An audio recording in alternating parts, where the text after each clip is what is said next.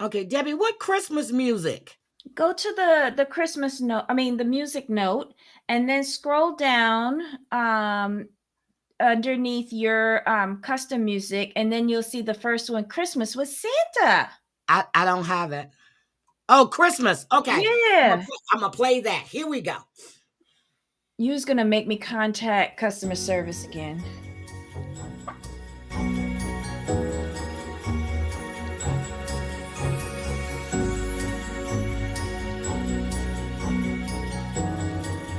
Okay. It's cute. It's just one day.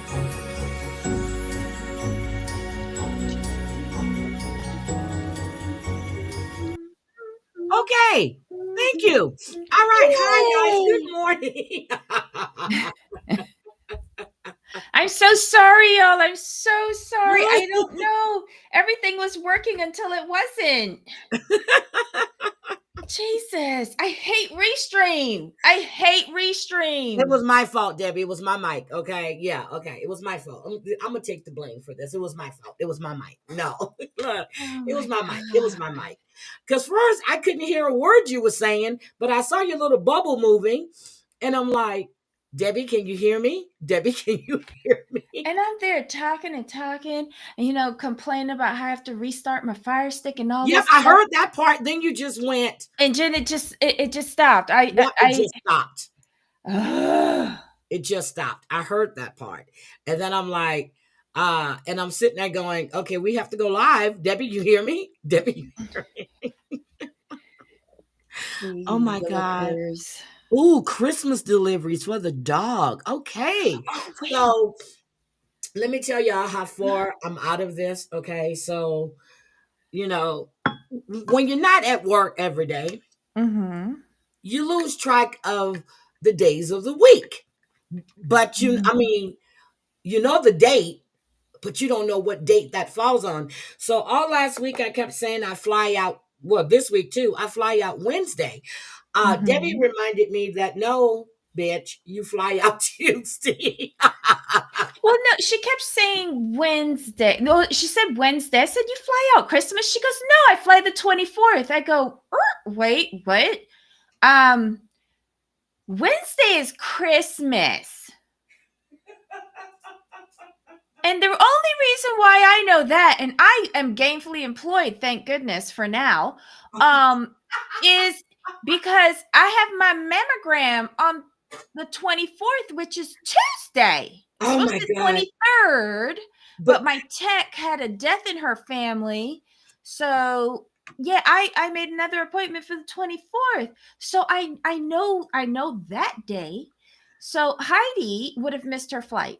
I would have missed my flight. But the same thing happened when I was flying out to go to California on business. And when Crazy Cat Mama said, well, I'll pick you up from the airport. And I'm telling her that what day she goes, no, you don't. You fly out tomorrow. I said, oh, shit. Good thing my bags are packed. Unbelievable. Unbelievable. I know the date. Look, I That's know the not good date. enough. That's not good Oh, enough. God. It would have dawned on me sooner or later when I looked and I saw today was the 21st. Okay. It I would have almost dawned missed on my you on the nephew's birthday 25th. yesterday.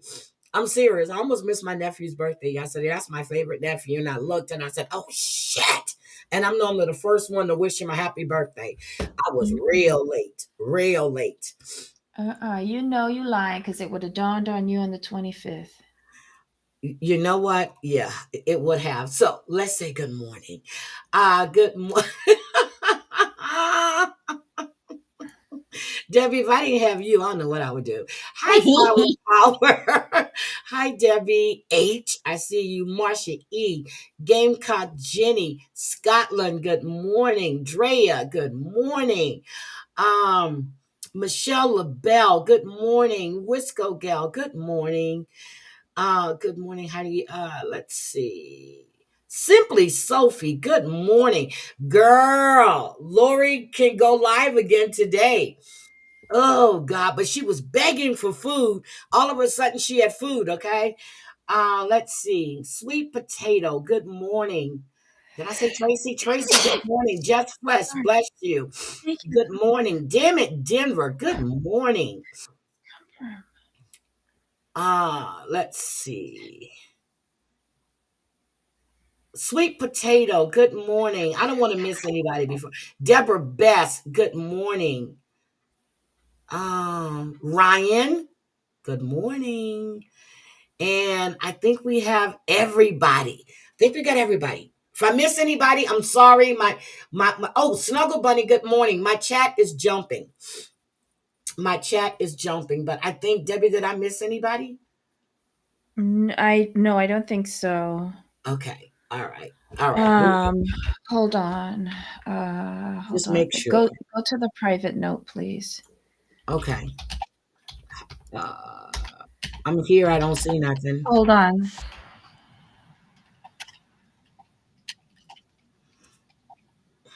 Mm. Oh my That God. was and that was last night.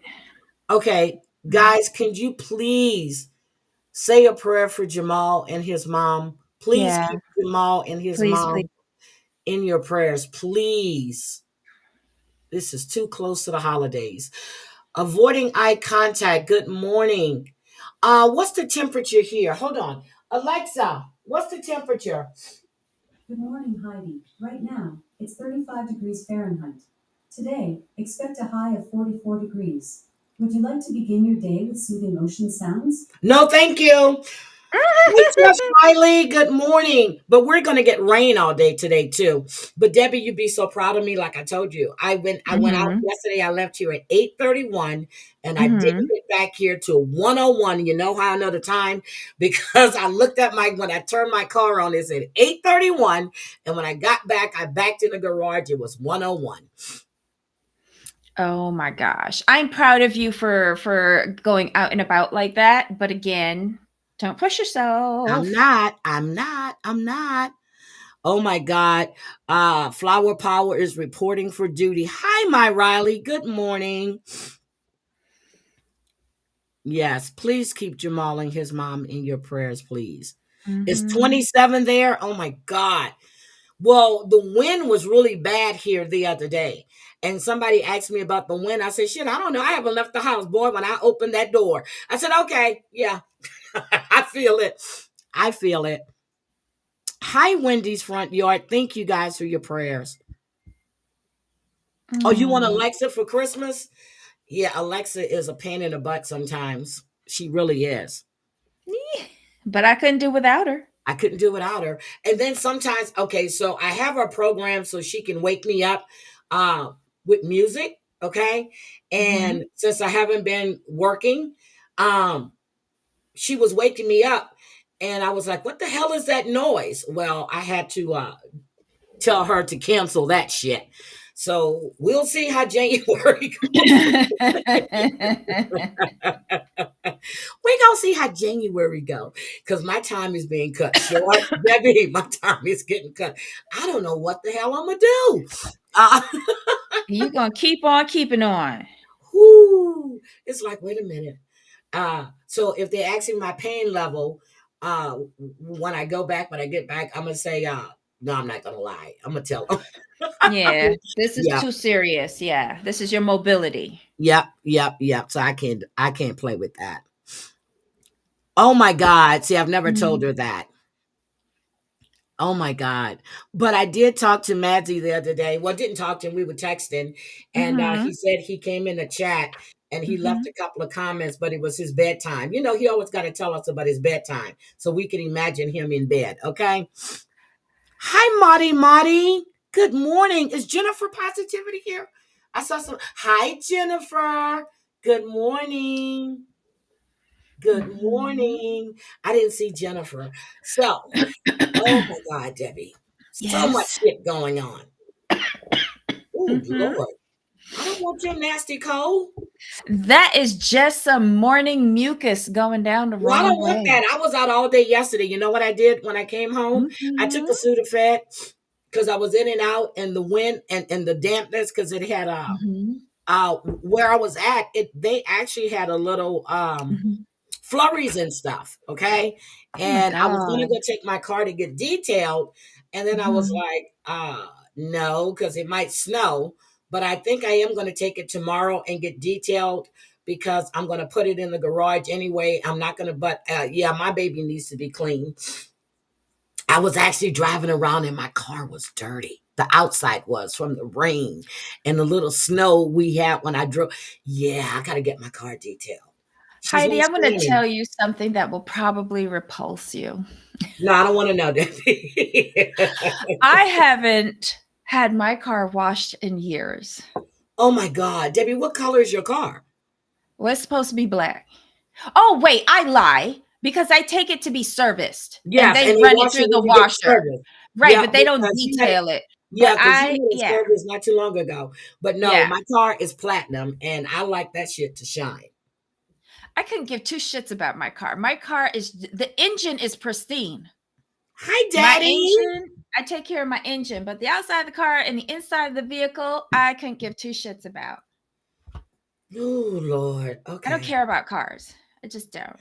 Well, I don't either, but I don't like when my car has like streaks from, you're splashing through the snow and when it's melting and it just looks really, really disgusting because you can see the mud streaks. And no, I can't do it. Well, So I don't have that tomorrow, problem.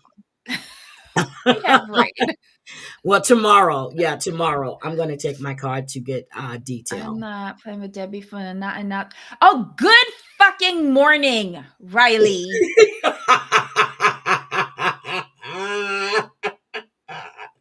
Riley, why you start with Debbie this time of I morning? I am having a lot of issues this morning, Riley. It's Yep. We not almost all didn't about come you. live because I went to bed with a migraine. I was watching George and then I jumped over to Bombs when she went live for a while. And I was laying there, and then Bomb went to Rumble, and I had every intention of going to Rumble. Good morning, Jen. Good morning. I had every intentions of going to Rumble, but my head, and when it's really bad, when it's in your shoulders and your neck, you know what I mean? And then this morning I woke up and I called Debbie. I was like, it was still pounding, but I took an ibuprofen and I had coffee, but then I drank some soda. And you were right, Debbie. It's starting to relieve a little bit. Well, Riley, we communicate differently. So now I take back my good morning. There you go. Oh, Riley wants the link. Hold on. Let me get Riley up here so he can set your ass straight. And I can't even have any liquor. Jesus. You don't need liquor this time of morning. Well, it's 5 o'clock or 3 o'clock somewhere. Okay. I know. Do you, girl? I know I'm gonna be drinking on This the is the third 27th. time Fuck in it. life I'm I said good drinking on the morning to you, and I 27th. received not as much as a hello, but child, not hello, Blackie. And Crazy Cat Mama's birthday is December 24th. Uh-huh. I need to wish her a happy birthday. So her birthday is December 24th. What doo doo head? I don't know. He coming. Oh, What he's doo doo here. head? You got to bring him up. Okay. Debbie, Debbie, listen, I know we all have a Mhm. lot going on in our lives, and I know there's a lot of stress, but let me explain something to you. This is like the third or fourth time I came into this live, saw you, and I said good morning, and you have not said anything to me. I understand our joking and back and forth, but I ain't cuss at you. I didn't say, good morning, Miss Debbie, every time. We're not playing that. I'll joke around, but we ain't playing Mhm. it. Acknowledge me and acknowledge me as an adult and acknowledge me with kindness like I acknowledge you. But then we could go back to our back and forth banter. Uh, Is that fair? I think it's very. No, You don't think it's fair? no. Okay. All She right. thinks it's fair, Riley. All right. Well, good Riley, morning I to honestly everyone. did not see you in the chat. Not Okay. you, but I wasn't monitoring the chat. Let me I put it that understand. way. I I was understand, but not monitoring the chat because I've had a lot going on.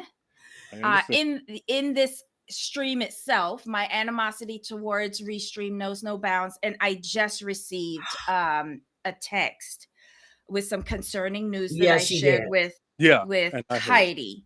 So I really wasn't focusing. So My Fair enough. humblest of apologies to you, Listen, Riley. fair enough. I'm sending prayers up to your friend Jamal and his mom. I Mhm. was explained by Michelle. She explained it to me. I am so Mhm. sorry. I am definitely sending prayers up. I just wanted to acknowledge that because I felt the way, and I'm not going to lie. But I'll But come this off the isn't the live. first time that I haven't said morning to you, isn't it? I mean, like I feel No, like I this is this haven't. the last four times you've been in. I've Uh-huh. said good morning to you as well as everybody else, like I do, and I Uh-huh. put the heart. And every single time you have not acknowledged, and this But I time it's I just. say one good morning to everybody. But I'm not See, everybody. I'm a Okay. bad I'm not everybody. YouTuber and I I'm say a good morning bad to each. wrench person for Heidi. As the young lady that I closed off her comment because I was packing my bag. I'm the worst. You know that. So I Debbie should understand that, answer Riley but seriously. I No, pride he's trying to myself. make the point that he is special. He No, I'm is not special. special. I'm not special like that. What I'm saying is that no matter what, even when I'm Uh-huh. recovering, I'm in pain. I say good morning to each What do you, person individually, Yes, you and do. oh, that is just that's the kind thing I do. That's what my mama taught me. And that's what right, my grandmama taught me from Trinidad. She right. taught me to speak to each person individually and say good morning. Wow. That is correct. That is Okay. correct. All right. But I I wish I understand you wish have a lot going on. I felt the uh-huh. way. I felt Uh-huh. the way. And You I just felt a had to way? address it. And You I you had to address shouldn't it. feel a way though. I I'm not understand better nobody. now. I I'm nobody. understand better now. Okay. I'm gonna come off the panel so I can sit Okay. there and aggravate your nerves in the chat now. Okay. I Thank you, Riley. Bye, Riley. Debbie, Debbie, I'm gonna make sure from now on when I see Riley in the chat, because I know you don't monitor the chat. I know you don't. We do. So I'm gonna make sure that when he comes in the chat and he says good morning, I'm gonna put it up on the screen so you can see it. Okay. Like that's gonna help. Yeah, because I'm gonna tell you, I'm gonna read it to you. So Michelle Sabate's dog that Beezer was taking care of passed. Bomb came on real Oh, early this morning. What? Is that the oh dog Lola?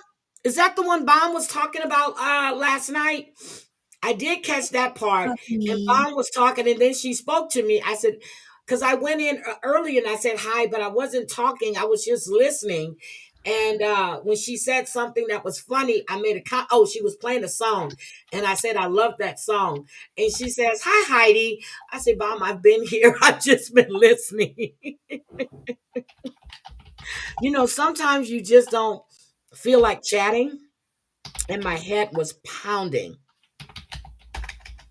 Oh my God. Okay, I'm gonna have to watch that.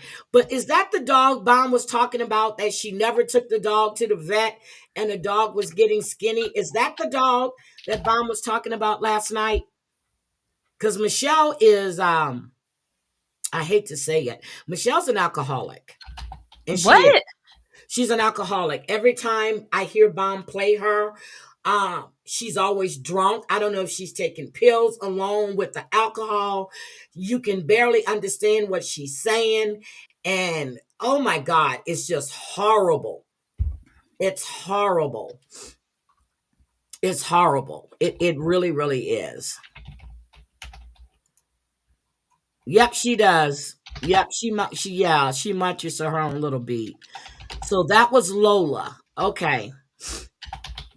So Beezer had Lola. What happened? I thought she had two dogs. It's so sad, Heidi. Mm-mm. Michelle shouldn't have Jake. Okay, that's the other dog's name, Jake. She shouldn't have. Lola was filled with worm. Oh my God, with worms, and Michelle cared more about the internet and her booze than looking after her dogs. I told you she's an alcoholic, Debbie. Oh no. Yeah. Okay. Oh my God. Hi, Crafting with Amanda. Good morning. Sweet Potato, I don't know if I said good morning to you. Good morning.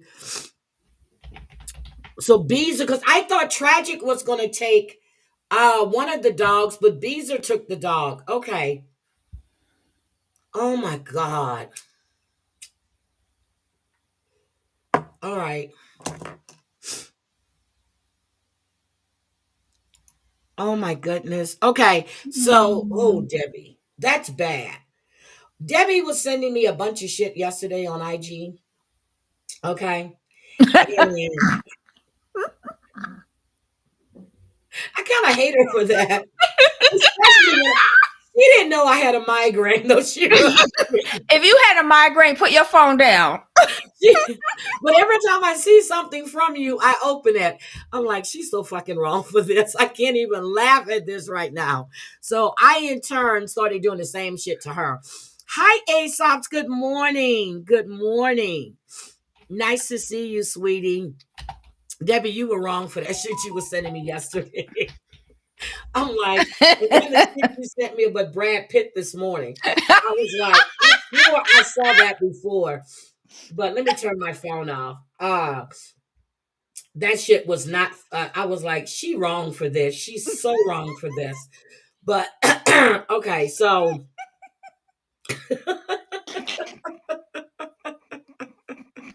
I love you, but you were wrong. You were so wrong. You were so wrong. And then Crazy Cat Mama calls me this morning. Now, she already wrote in the chat. I can't wait. I'm glad you and Debbie are going live. Then she calls and telling me, I'm okay. I'm okay. I said, I saw that when you wrote that in the chat. But okay. But okay. So I've been adopted by her daughter. So that's all that matters. Okay. Trini speak the Queen's English. No, they don't. They sing a song and a pangalang all day long. They don't speak no Queen's What's a English. pangalang? Oh, okay, what's a pangalang? Pangalang.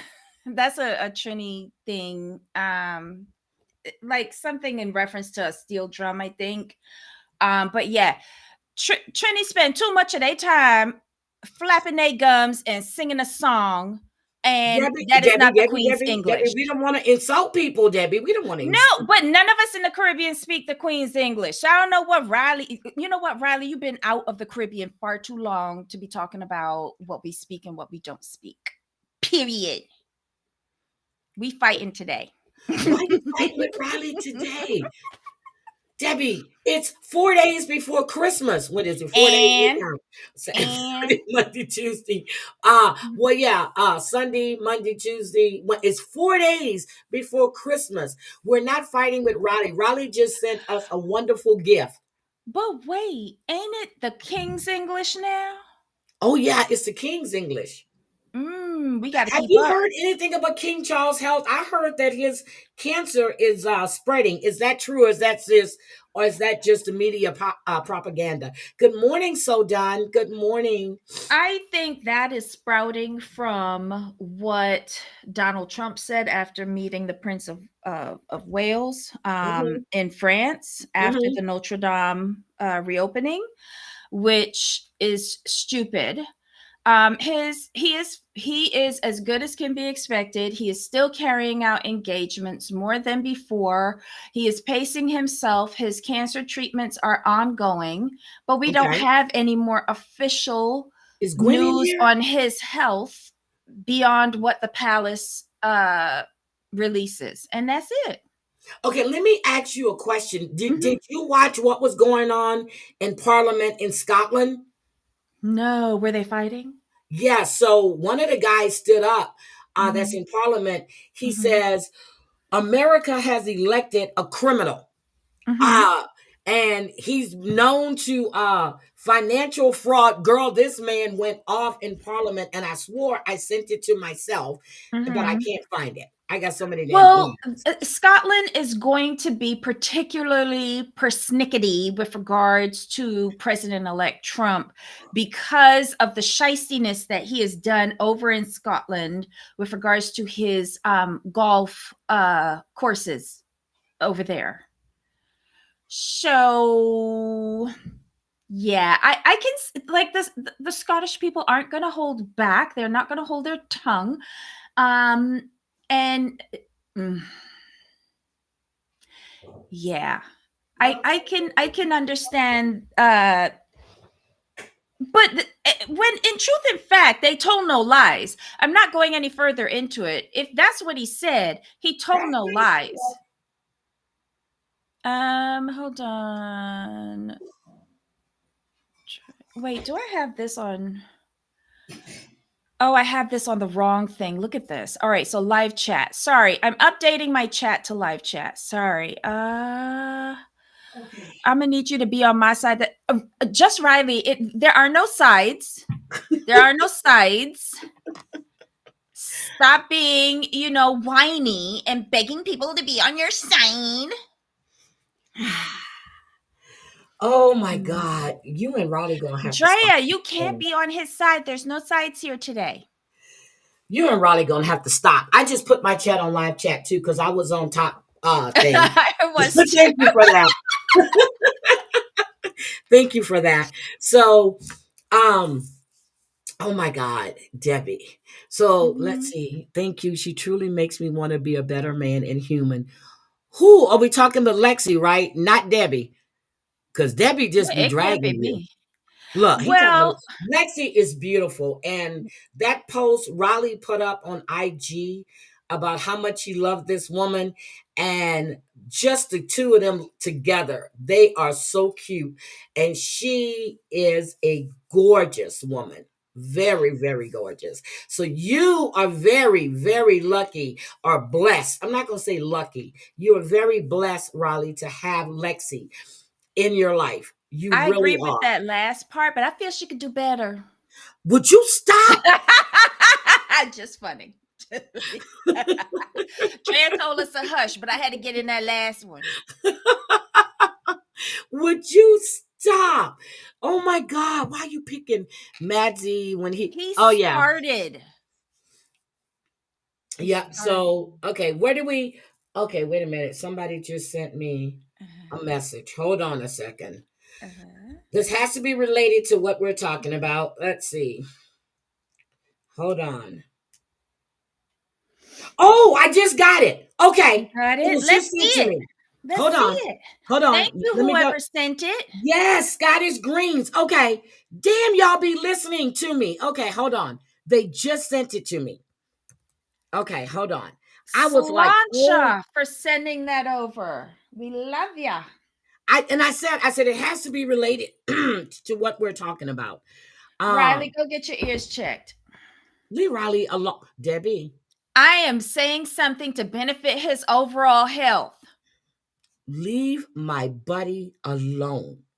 You Mm, know how I feel about Riley. Okay? go get your ears checked. Okay, hold on. Let me pull it up. And then I got to share my Mhm. screen. Yeah. Okay, hold on. Let me share this because y'all think I'm kidding. This was in Parliament, and I was like, Mm. oh shit, you're saying this about the president elect. They have Mhm. no shame. This man went completely off. Hold on. Right, but that's what Parliament and the House is for, freedom of speech. We also, well, no, we don't. Never mind. Mm, Can you see it? yes, yes. Okay, let's go. Yesterday, the First Minister offered congratulations to the convicted felon Donald Trump on his re-election.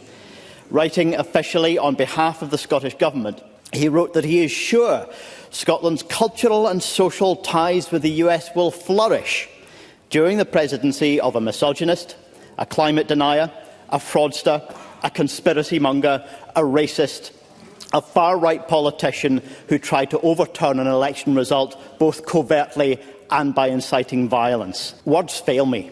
What social and cultural ties does the First Minister really think will benefit from a relationship with such a man? And more importantly, what has the First Minister done so far to reach out to the marginalised and vulnerable people whose lives are most directly threatened by a second?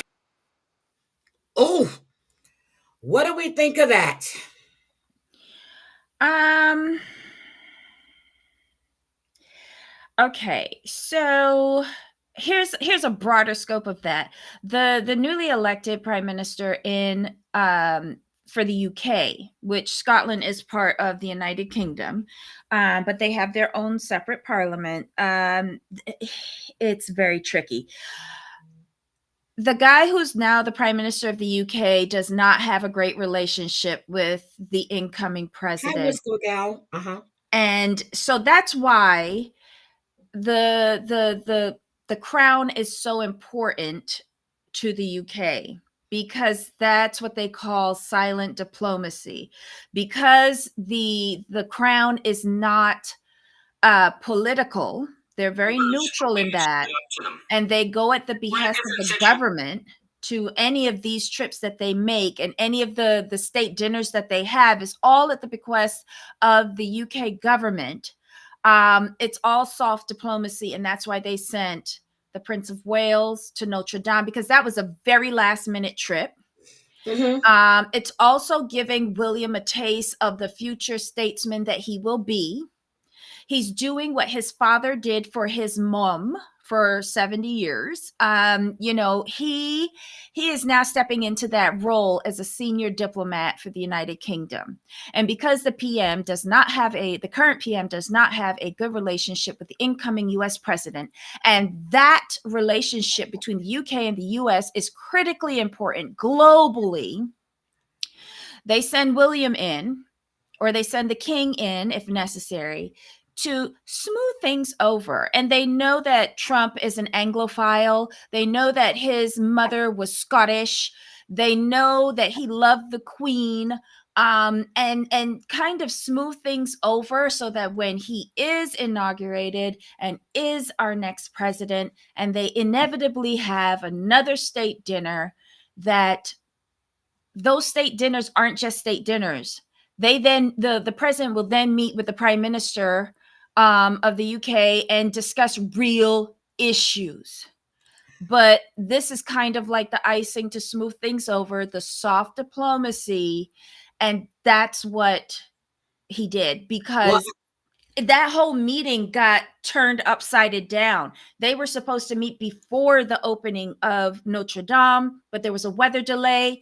And then, William was supposed to go to Trump, but instead, afterwards, they changed it to after the church service. And Trump went to William at the UK ambassador's residence in Paris.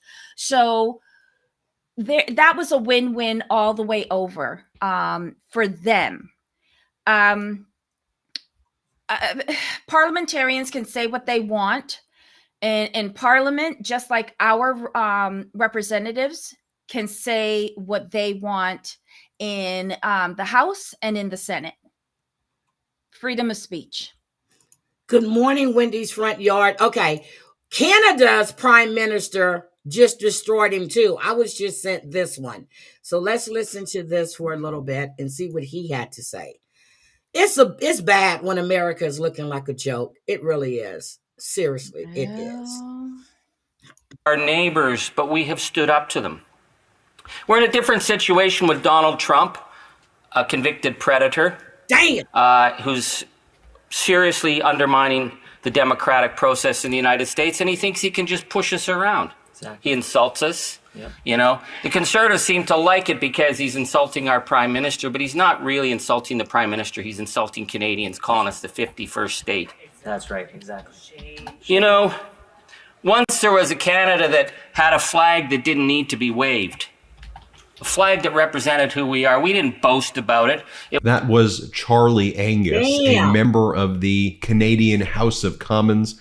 He's part of the NDP, or New Democratic Party. Look, I'm not here to the distortions that are coming out of Mar-a-Lago and Donald Trump. Primarily his falsehood that Canada is this fentanyl trafficking system causing deaths in the United States, and that what he's put on the table is the threat of a 25% tariff that would cause economic havoc to families and workers and businesses across Canada. There was a time when parliamentarians would have stood up for Canada and responded to these falsehoods. But that's not how Canada's parliament operates under the member who lives in the 19-room mansion at Stornoway. Oh, damn. It's to burn the house to the ground at all costs. Exactly. And that's a danger. Are they talking about Trudeau? Yeah, he's in big trouble. He's in big trouble. His government is about to collapse. They're calling. He's because what is it? The Minister of Finance, he resigned. Damn. Yeah. Yeah, he went from being a cutie pie to an idiot. Okay, let's go. Dangerous position for democracy to be in. I'd like to start just by, we have the world's longest undefended border. And other than 1812, when they attacked us and tried to take us over, we've maintained that border. And we've maintained good-natured relations. But we haven't gone along with the Americans when they've tried to bully us. We haven't embraced their wide open and dangerous death cult gun culture. Mm-hmm. Even though many, many, many Canadians are registered gun owners, we accept the principle of having responsible gun ownership as opposed to the reckless guns that are killing people across the United States. We have not supported their belief that health care should belong to those who have money. Exactly. We took a different tact, even when we were being undermined as being communists and socialists at the time. Oh, damn. When the United States insisted that Canadians, young men, go and die in the rice paddies of Vietnam, we said, no, we're not going to send our young men to die in Vietnam. It's a wrong war, and it was a wrong war. And we opened our borders to many great young Americans who were not going to go die needlessly in Vietnam. That's right. When they tried to pressure us to go into the false attack on Iraq, we said no. And we were under enormous pressure then. And in the 1980s, when Ronald Reagan was launching horrific violence in Latin America, in El Salvador and Guatemala, and then they were deporting thousands of people out of the United States who were trying to escape the genocide that was happening in the hills of Guatemala, they put enormous pressure on us to close our border because people who could not go back to the death squads in El Salvador and Guatemala were trying to cross the border at Buffalo to get into Canada to be safe. And at that time, Brian Mulroney said, we have to have the same border principles as the United States. And Canadians stood up and said, no, those are not our values. And we pushed that back because we could not send people back to the death squads. Okay, guys, I dropped the link in the chat so you guys can go and finish listening to this. I don't want to play all of that. Hi, Savage. But my God, can I ask a genuine question? Hold on. Uh-huh. Do you see it? Can I ask a genuine? If Trump was so amazing, why was he not elected for a second? Exactly. Is one because, well, he said the election was stolen. Is one. So we can turn around and say the election was stolen this time too, but nobody did. Well, maybe if they did, I don't know about it. It's one. Well, they're not going to say it because the Republicans won. The only party that ever claims fraud is the Republicans. Damn. What did Ryan say? Did she say Margaret Thatcher? What did she say? No, we were talking about Queen Elizabeth. Okay. The ultimate diplomat. Yeah. She wasn't an ultimate diplomat because she also had a lot of debts under her belt. Yeah. She was Queen Elizabeth? The one that just died. Yeah. She had debts? Death. Like she was killing people. South that yes. She was sending the British. Yes. I watched that documentary. She was sending who? Troops over there. It was Africa. It was some. You remember we talked about this way back when we were talking about. Right, but Queen Elizabeth doesn't send troops anywhere. That's all the government. Well, the government did it. Okay. Yeah. It was under her reign. Right, but she gets up there at every parliament opening and she reads a speech that is given to her by the government to read. Yes. She's a figurehead. She has absolutely no control over anything that's done. Yep, that's true. Okay. Whew. Let's leave this alone now. Did you see what I sent you in Instagram just now?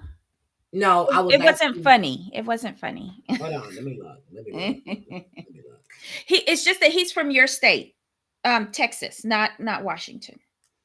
Oh shit! We are going to increase the debt ceiling, not just $4 trillion. Chip That's Roy. false.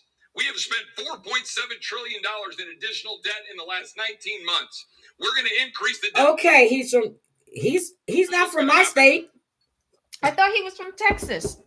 Oh, I thought you meant this state. Okay, Right. yeah. No, I corrected myself and said Texas. Okay, I was like, wait a minute. Okay. But he had a lot of good things to say. I was shooketh to hear a Republican stand up and say that. Shooketh. You were shooketh. Okay. Mm-hmm. Okay, let's leave the political side alone. That's but that What Scottish does the debt that ceiling mean in simple terms? Basically, you got a credit card and they tell you how much you could spend on it.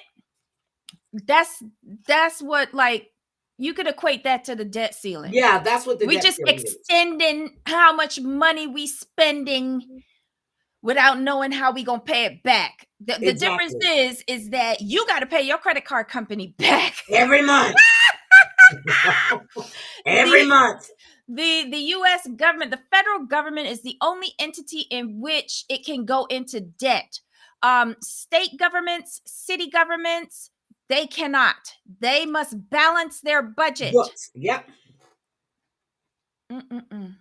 Good morning, Chantel. Oh my God. Okay, are we ready? Do you want to start off with Sister Wives? Yes. Hold on. I have my notes. Let's roll. I have my notes.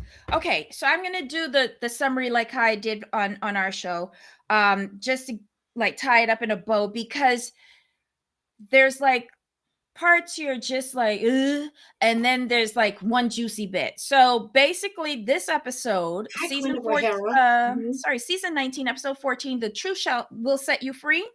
Robin and Cody go out on a date. Christine has her engagement party.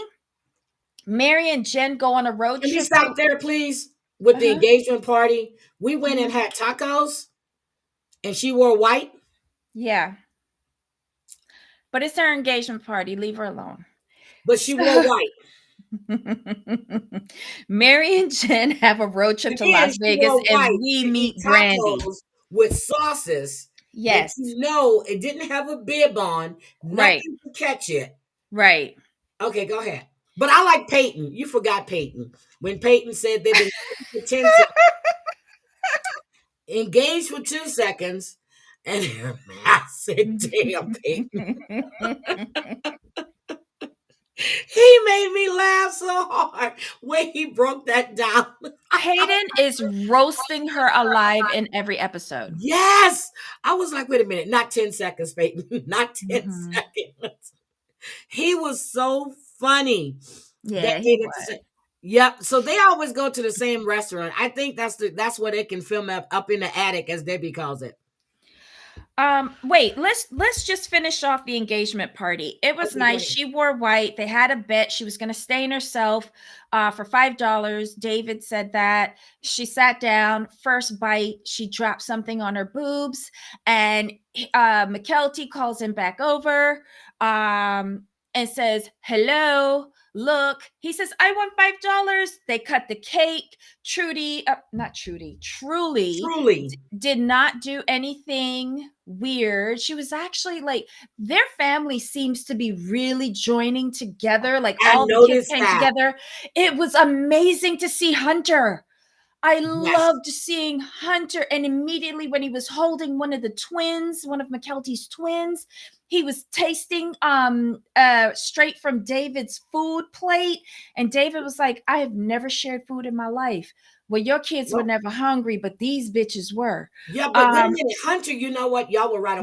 Hunter and Garrison look so much alike. Yes, they do. It is scary. They could be twins. So when I first saw him, I went, I said, I thought it was Garrison. Yes, but it's Hunter.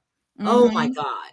And I must say this before we leave their segment. Okay. Janelle looked beautiful in that hot pink dress. She did. She looked beautiful. She did. Gorgeous. And of course, Janelle walks around with the stain stick. Yep. I do too. The wet wipes. She has everything. Debbie, I have a stain stick that I carry with me when I'm on my trips. I do. I have the stain wipes. No, I have the stick ones. And the wipes. But the wipes I had for so long, they dry out. Well, my stick dried out.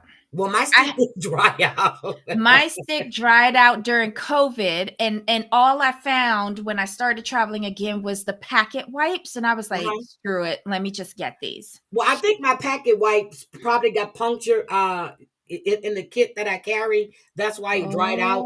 But Oh. I carry stain sticks. I do. Oh, okay. Because when you're out of town, you really don't do laundry and you don't want a stain to set in. Yeah. Big Tata's required stain sticks. She did. Oh, Janelle wait. was beautiful. Let's talk about Christine's breastises. Girl. You heard the news about her breasticles? No, I She didn't. got them done. Well, I thought they looked bigger. I wasn't sure. The word on the curb is that she got them done. I didn't know if she got them done or not, but in that confessional, they looked bigger. But then I was thinking she was wearing a better bra. You know what I mean? Yeah. So I No, didn't but really know if she got them done or not. But I thought she was just wearing a better bra, because I have bras where if I'm just running errands, I don't care. But when I'm dressed, I mean, I have bras, that's gonna make them sit pretty. They're gonna be just right there, so all in your face. But mhm, shit, I have some that I call my lazy bras. Look, that's when I'm gonna throw in a t-shirt and some jeans and don't give a mhm. shit. Okay. But okay. My Child. brain is tied. I had what? I have the Tide Oxy. Yeah, I have the Tide Oxy. I've only seen the Tide ones, the one in the orange tube. Yeah, but mine has a little white label. It said Oxy. Oh, okay. Yeah, I so it's gotta go fast and look acting, I again. guess. Look, I guess it's fast acting. If Christine gets a BBL, I'm done. Me too. She Me has slimmed too. down though. Christine has slimmed down a lot.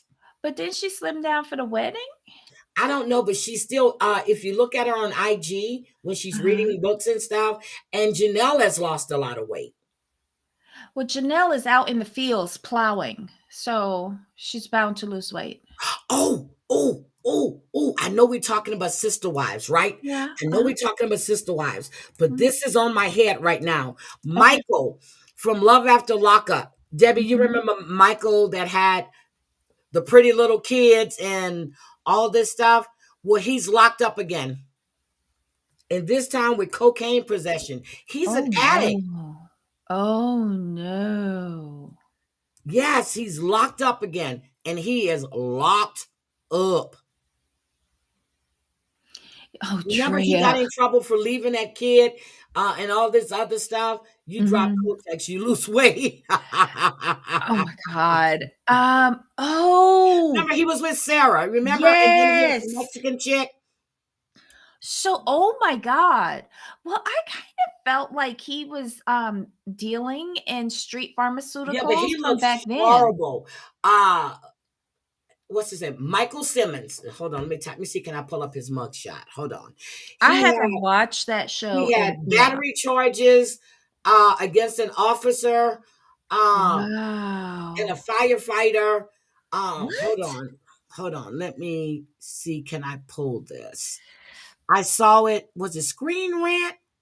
Um, The daughter is divorcing that weird guy with the hair. Who's that avoiding eye contact? McKelty is getting divorced. Nuh-uh. Wait a minute. McKelty is getting. That's the weird guy, Tony, with the hair. No. Like YouTube would have been blowing up this morning. Oh, he's scrawny. He's Oh scrawny. no, she's talking about Michael. Hold on. I found the picture. Oh. Hold on. I found the picture.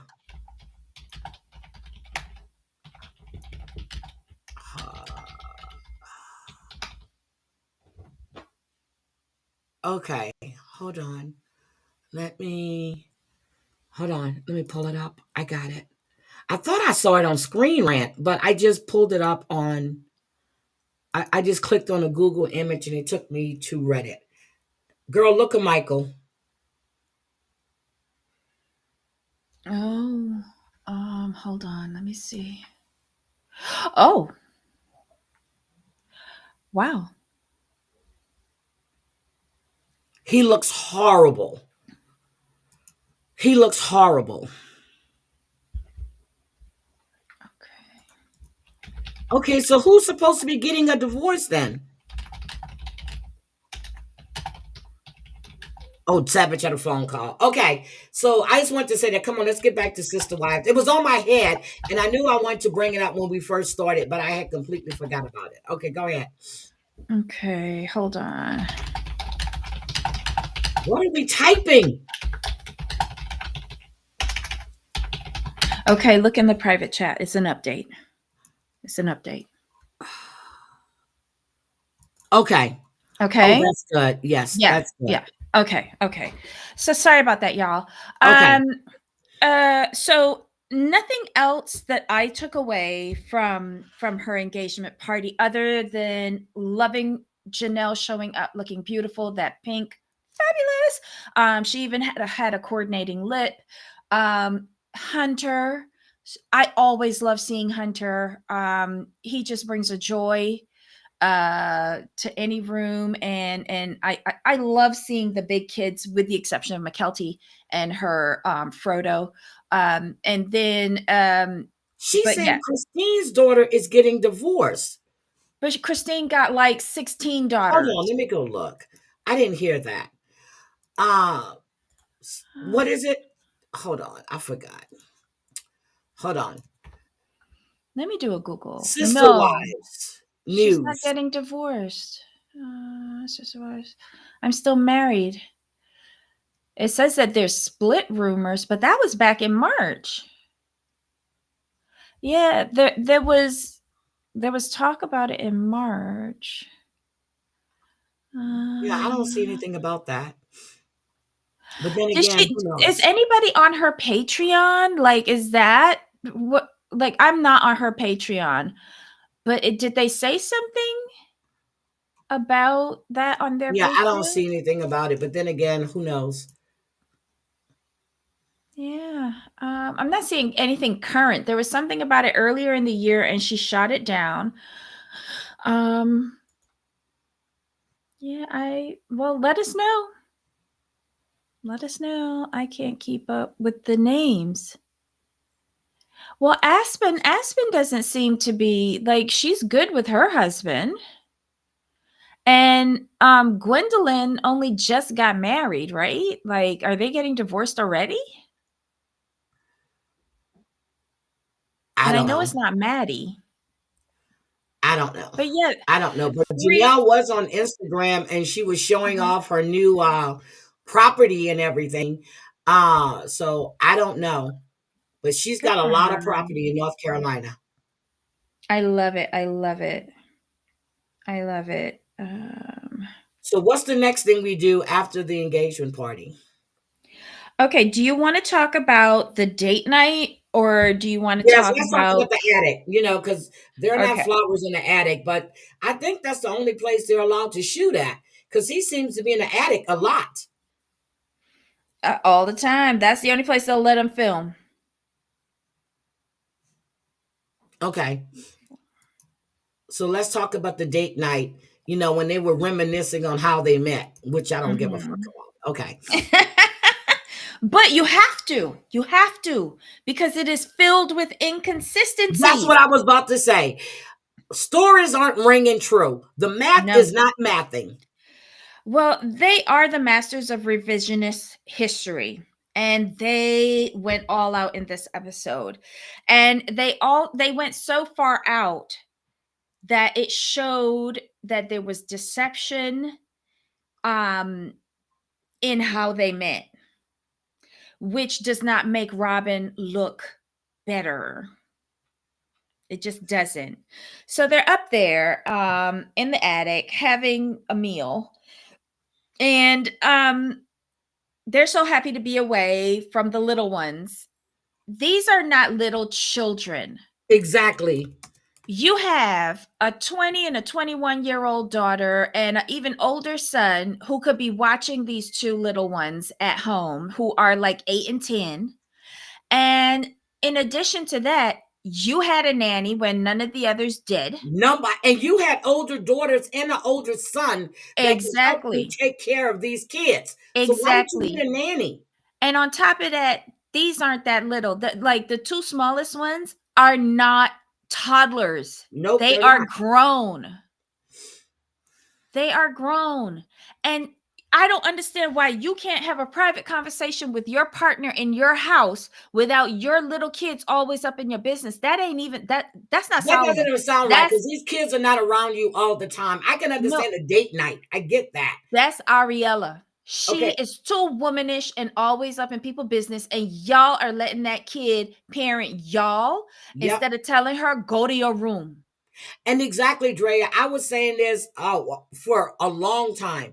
Whenever he talks about, he'll say Janelle's kids or Christine kids. But when he talks to Sabin, it's always their kids or our kids. He has done that for the longest. But he never says Mary's kid. He never brings up Leon at all. But you know what? I feel that we're going to catch him soon saying Robin's kids for the first 3. And only saying our kids for the last 2. Haven't heard it yet. He's always saying our kids with Sabin. But it's Christine's kids. It's Janelle's kids. Bitch, those are your kids as well. Especially all of those are yours, not just 2 that you have with Sabin, but you have what, 6 kids with Christine and 6 kids with Janelle? Yes. Come on now. And 1 with Mary. But he doesn't recognize those. But did you notice when she brings up the religion conversation, asking him permission for the girls to go and find a new church, and she wants to go back to church too? I don't think that house is as happy as they want us to think it is. That house isn't happy. Those girls have no freedom at all. They're trying to go to church so they can get out and get some ding-a-ling. That's all it comes down to. No, but I don't think Cody is the nicest of people.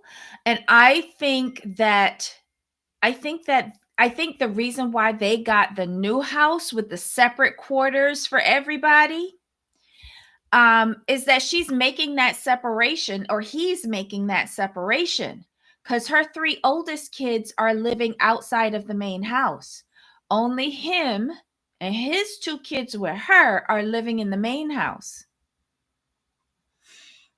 So she won't let him toss her children out. So this was the happy medium. That makes sense. And I think the reason why those kids developed anxiety was because not Robin. I think it's Cody. I think he's angry. And I think he gets up on a high horse, and no one can tell him different. That man sat there and said that when he goes to church, he fact checks the priest, preacher. I don't know what you call them in his church. They should have been checking him when they were having all these services at their home, because he was portraying that some of the shit he was saying. I'm like, Cody, where's that in the Bible? Where's that in the Bible? Who goes to church to fact check their Cody does. Preacher? That makes no sense. He was all over the place in this conversation. First, he was a fact checker. Then he was a knight with a sword and then a king. Then he's like, oh, you can go to church, but I don't want you going to church and letting everybody think you a single mom. I need to go to church with you because I don't want to feel separated or left out. Okay. Speaking about church, hold on. Debbie, do you remember what I sent you? What you sent me? So the guy was in church and his wife gives $100 bill to the tithes, right? Hold on. I'm going to play this because I want you guys to hear this.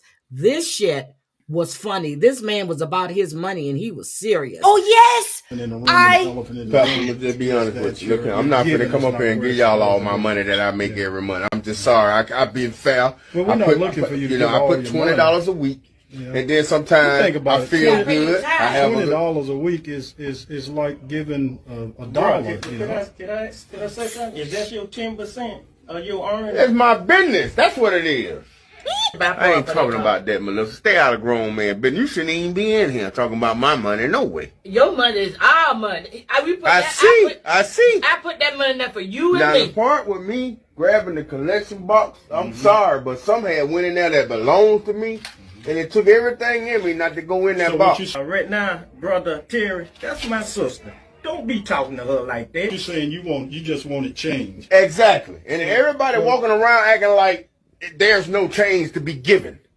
You know. So, I wanted my change. Yes, I wasn't finna put no whole $100 in there. I ain't got but $100 left. Hey, you about that Sunday before last. We don't get change. When you stick it in that box, I didn't stick it in there. Well, when your wife stuck it in there. Well, that ain't my hand. And I feel like I got robbed. I started calling the police. I know robbery strong arm. You ain't finna rob me, and I'm agree to it. Well, let's talk about robbery. Debbie, that was hysterical. That was hysterical. And then he talked the man from the church talking about, that's my sister. I'm not letting you talk to her like that. He's like, fuck you, fuck him. No, he wasn't. But he wanted change. I feel he wanted all of his money back. He wanted his change back. He goes, I give you a 20. They're asking him but 10%. She was wrong though for putting in a whole $100 in there. Girl, I remember when they were talking about 10%, me and my mother had that conversation. I said, show me in the Bible where it says you got to give 10%. Show me where it says that in the Bible. It don't say that because you can't give 10% of a donkey because back then when they wrote it, that's what their earnings were. Yep. Thank you. Okay, go ahead. I'm sorry. Let's go back. I wanted to show that clip. Go ahead, girl. I'm sorry. Go ahead. He was just all over the place. He was aggressive. He was high-low in emotions. His facial expressions. These children, Robin, what do you have your children living in with this man? Like for real? I think you're losing control of Cody. I think Robin is losing control of Cody because she asked him, what exactly is your issue with the church? Like even she is like confused with him and his ramblings and his victimization. And they want me to cut my hair, but I'm not doing it. Shut up, Cody. Just shut up. But he had I was trying to follow along with the frustrations he had about the previous church that they were with, probably because they were telling him what he should be doing and what he can't be doing, and he didn't like it. Here's why he is so mad, right? I watch Notes to Self 444 1010. Our 1010 recommended that channel to me, and it has opened my eyes to everything. The lady and her husband that do that channel, they are from the same church as Cody and them. They grew up with me, all of them. Her dad is the head of the church now, and her dad did the release on Mary. Oh, I had that. Okay. Yes, I got that. Someone sent me that, and they were talking about it. And I can't remember who sent it to me, but I said when Debbie and I discussed it, I was going to show it. Oh my God, I did. I watched it. So here's what's really happening. It was his daughter that that did it, and the daddy was the one that released Mary. Correct. So here's the behind the scenes that we're not getting the context of between him lying and and TLC's edit. So he is talking about they wanted me to cut my hair, and I said no because someone else, the starter of the church, had long hair and a long beard. It's not about that. They never wanted this family to do this show. They never wanted them to bring polygamy out into the open. And that's where the initial crack between the Browns and the church started. I found it. I found who sent it to me. I found who sent it to me. It's 36 minutes long. Hold on a second. I'm going to share it with you guys in the chat. So, and because they did the Sister Wives recap. And if it's this last episode, I think it's broken into 4 sections. Yes, I found it's broken into So I had to go look because I know it was sent to me and I watched it, and it's 36 minutes long. And I said, it's too long to play it, but I have it. Let me drop the link in the chat for you guys so you can go ahead and watch it. And I did subscribe to the channel. Okay, I did subscribe to the channel. Hold on. Let me. Snuggle Bunny has a good comment here. The 10% comes from Hebrew translation, and it says tithing is from land or fruit from your trees. So I guess you can give 10% of your crops. Okay, that makes sense. And it also makes sense that it comes from the Hebrew. But Michelle said, that's right, Snuggle, but all that changed when Jesus came to the earth and new laws. Yeah, I can't find that. Okay, so I dropped the link for you guys to go check out that channel. But yeah, her father was the one that gave Mary the release. Yes, he did. And actually, the conversation that was had during that release was, oh my God, and this pertains to Mary's segment in Vegas. All right. So the reason why he was so angry is that he felt attacked when they called him and confirmed the abandonment. And he fought back. And he didn't think he should have been issued abandonment judgment with Mary. And he fought back and he said, you better not give Christine, or I don't know if he included Janelle, but I remember Christine distinctly. You better not give her a release. I'm not having that. So he was threatening the elders. Yep, he was. He doesn't like to be told anything, especially when he's wrong. Sounds like Josh when he's wrong. Okay. And on top of that, because and this is very funny that he's holding on to Christine and Janelle in these spiritual marriages, because technically he still has 3 spiritual marriages. He's fighting desperately to stay on a certain tier. Remember, they have that tier system of ascension into heaven. Yep, you're right. I remember. And I find it so crazy. So then he gets this information from the elders. And remember, Mary sent him a text. I know I'm going all over the place, but we find out in Vegas that Mary sent him a text saying, I have been released. You've been released. It has been great, wonderful. You are no longer responsible for me.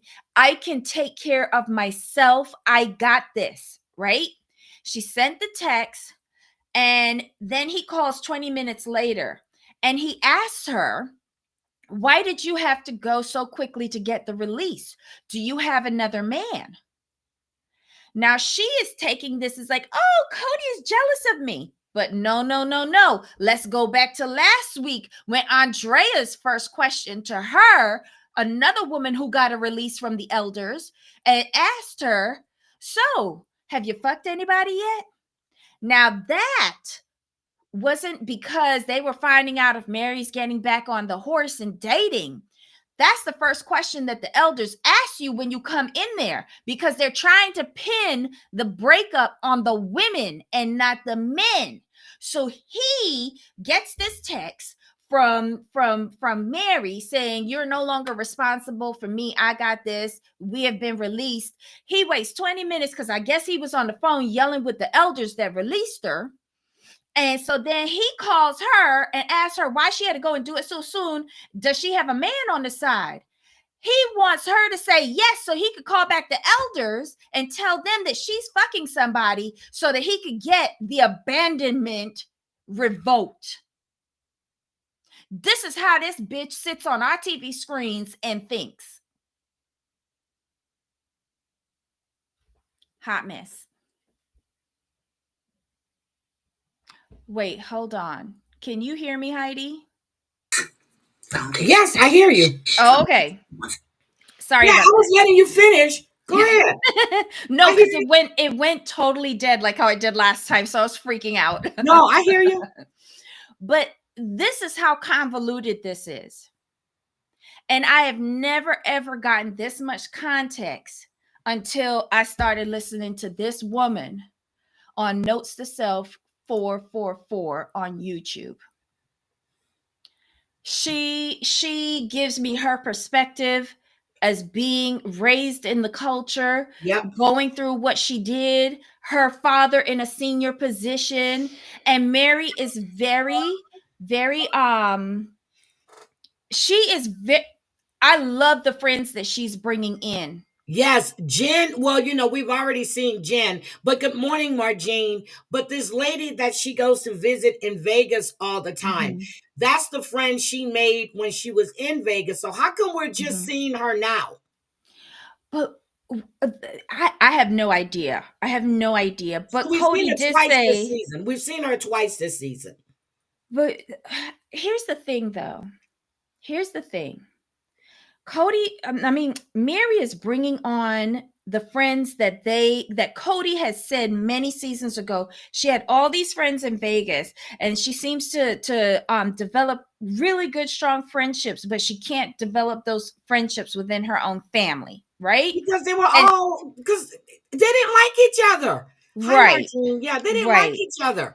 But now that we're bringing them in, they're giving us more color to the painting. They're bringing more context to it. They're bringing an outsider's view to the dysfunction of this entire family.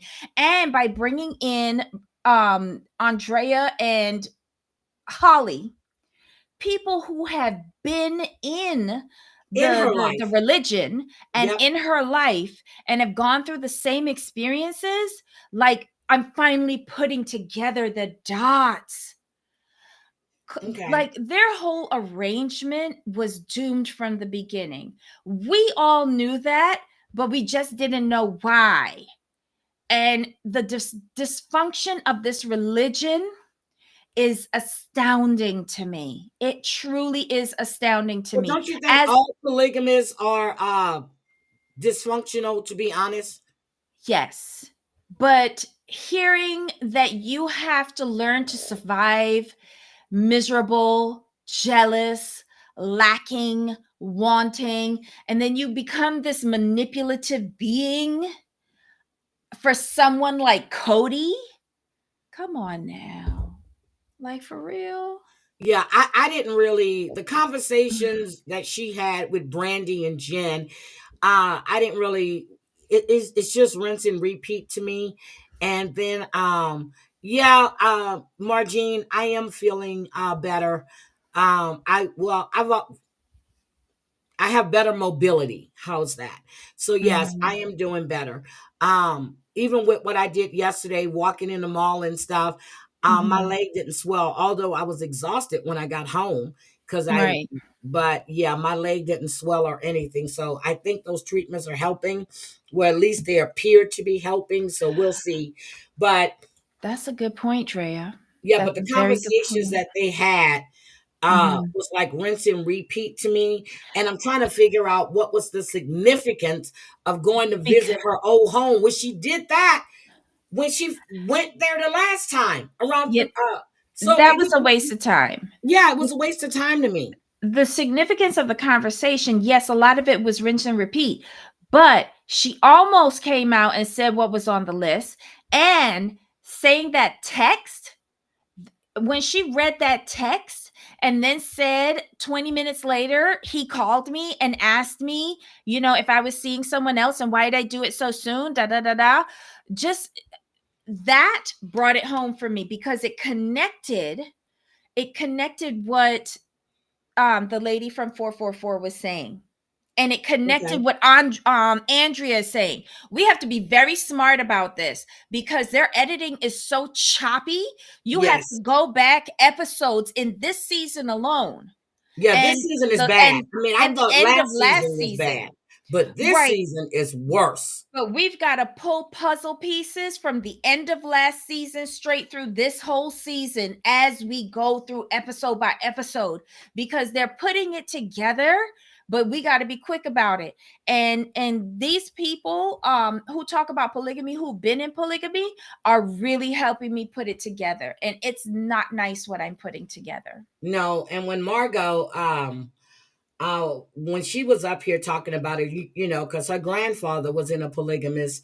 What did he have? 8 wives or 6 wives? Oh my God! And he took care of all of them. Well, her grandfather had money, but still, there was jealousy within that family.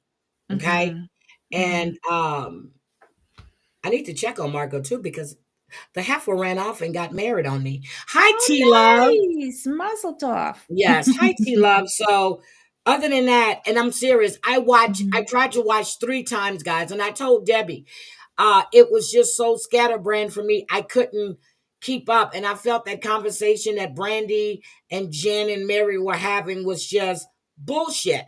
But then when Mary made the comment about, you know, basically she wanted to marry Jen's husband, I was like, wait a minute, what? Jen is not in a polygamous relationship. Yeah, but you know, Mary thinks that is funny, and it's not. It's not funny. It's not. If you saw the look on Jen's face and then her husband's face, I'm like, girl, certain things should not be said. But anyway, I'm done with them. Look, I'm done with them. I'm done with them. But I wanted to bring up Amy Slayton. I know I showed you guys a video day before yesterday, but I still went back to look to make sure that she and that guy was still together. And yes, they are still together. And they were sentenced to 11 months, 29 days on those charges. They have to pay the court costs and $1,000 fine. So I don't know what the court cost is. They have to complete an alcohol and drug assessment, and any recommendations that they may give them. They have to complete a state certified parenting class or parenting class, and they're banned from the Tennessee Safari Park. So you got to remember that happened in Tennessee. They live in Kentucky. Oh. Yeah, it happened in Tennessee. Okay. So this was a first offense for her in Tennessee. Yes. So, okay. Yes. So, but she's banned from that park. Wow. Well, what? I mean, that's to be expected. Yep. So the kids are with Amy. They're with Amy. But she has to do the parenting class. And she got probation. Yes. So they did a plea deal. That's why she changed her plea to guilty.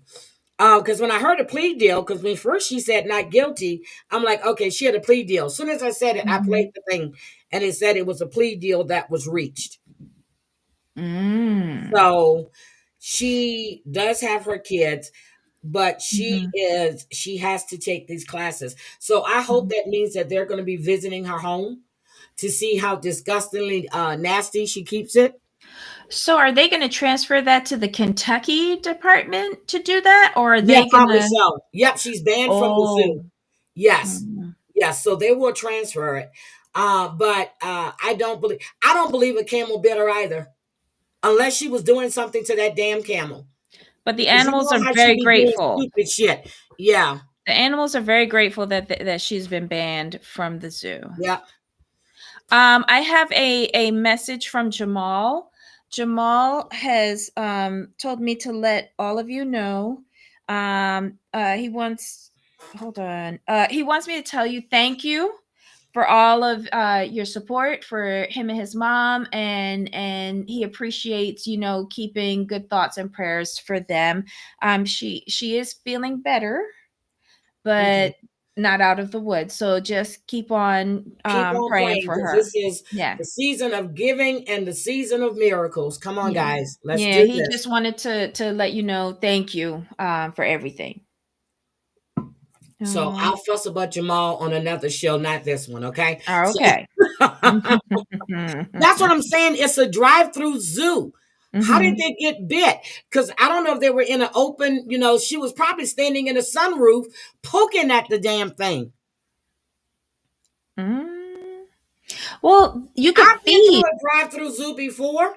Come on now. You got people going on safaris in Africa. Every once in a while, there's an incident. But nothing happens to them.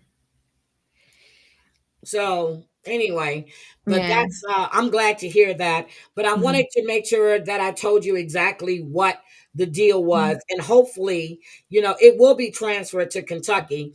But hopefully with that parenting class, someone's going to go in there and check that home out. Yeah, hopefully she'll have it clean by then. Oh, and I was telling Debbie that I was in Amanda's Halterman's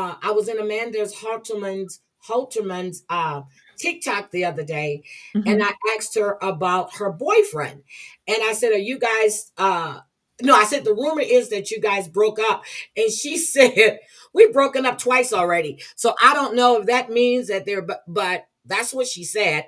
But you still hear a black man's voice in the background. So maybe she's with another black man. I don't know. How we know it's a black man though? Girl, you know it's a black man, okay? Trust and believe me, you know it's a black man. And his mom was there too. Oh. Yep, you feed him. So how did she get bit? I think she was hanging out. If she's got a sunroof or Brian has a sunroof, yeah, okay. She was doing something dumb because Amy is always doing dumb shit. Okay, always. And Debbie made a point. So before we move on to 1,000-pound best friends, Debbie made a point this morning when she was talking about Tammy and how she's wasting everybody's time. Could you tell them about that point, please?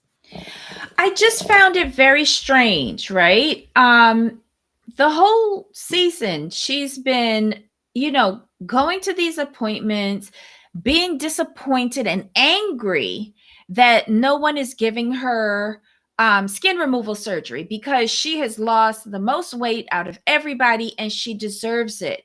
Yet she rolled up into this final appointment, and every single doctor and physician and anesthesiologist from this facility rolled in there to meet her, knowing good and goddamn well that she was not going to be approved for surgery because she was vaping. And she said it herself.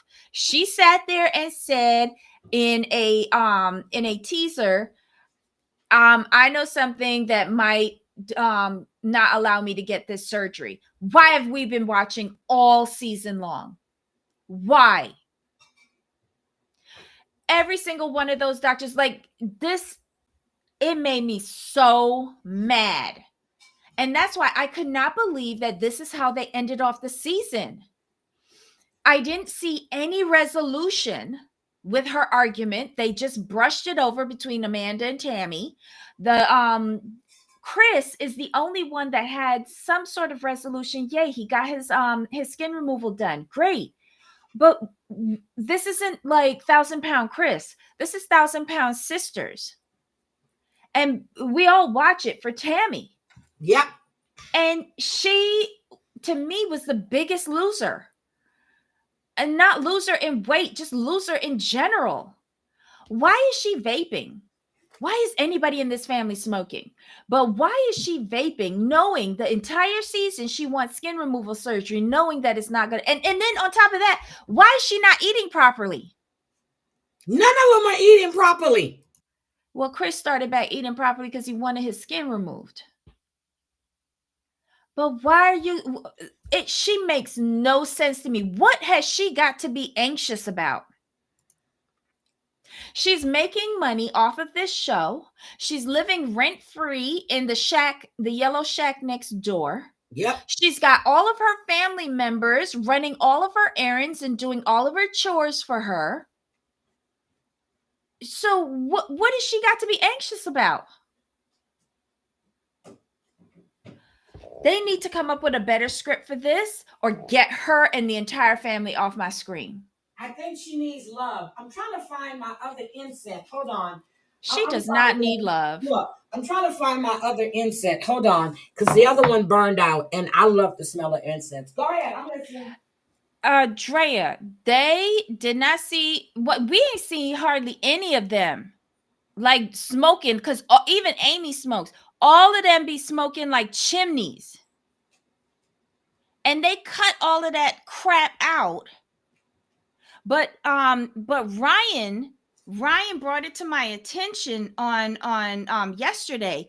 We did hear her doing the vape machine before Misty was driving her and Amy off to the hospital. Yeah. And she was doing that interview in the grass.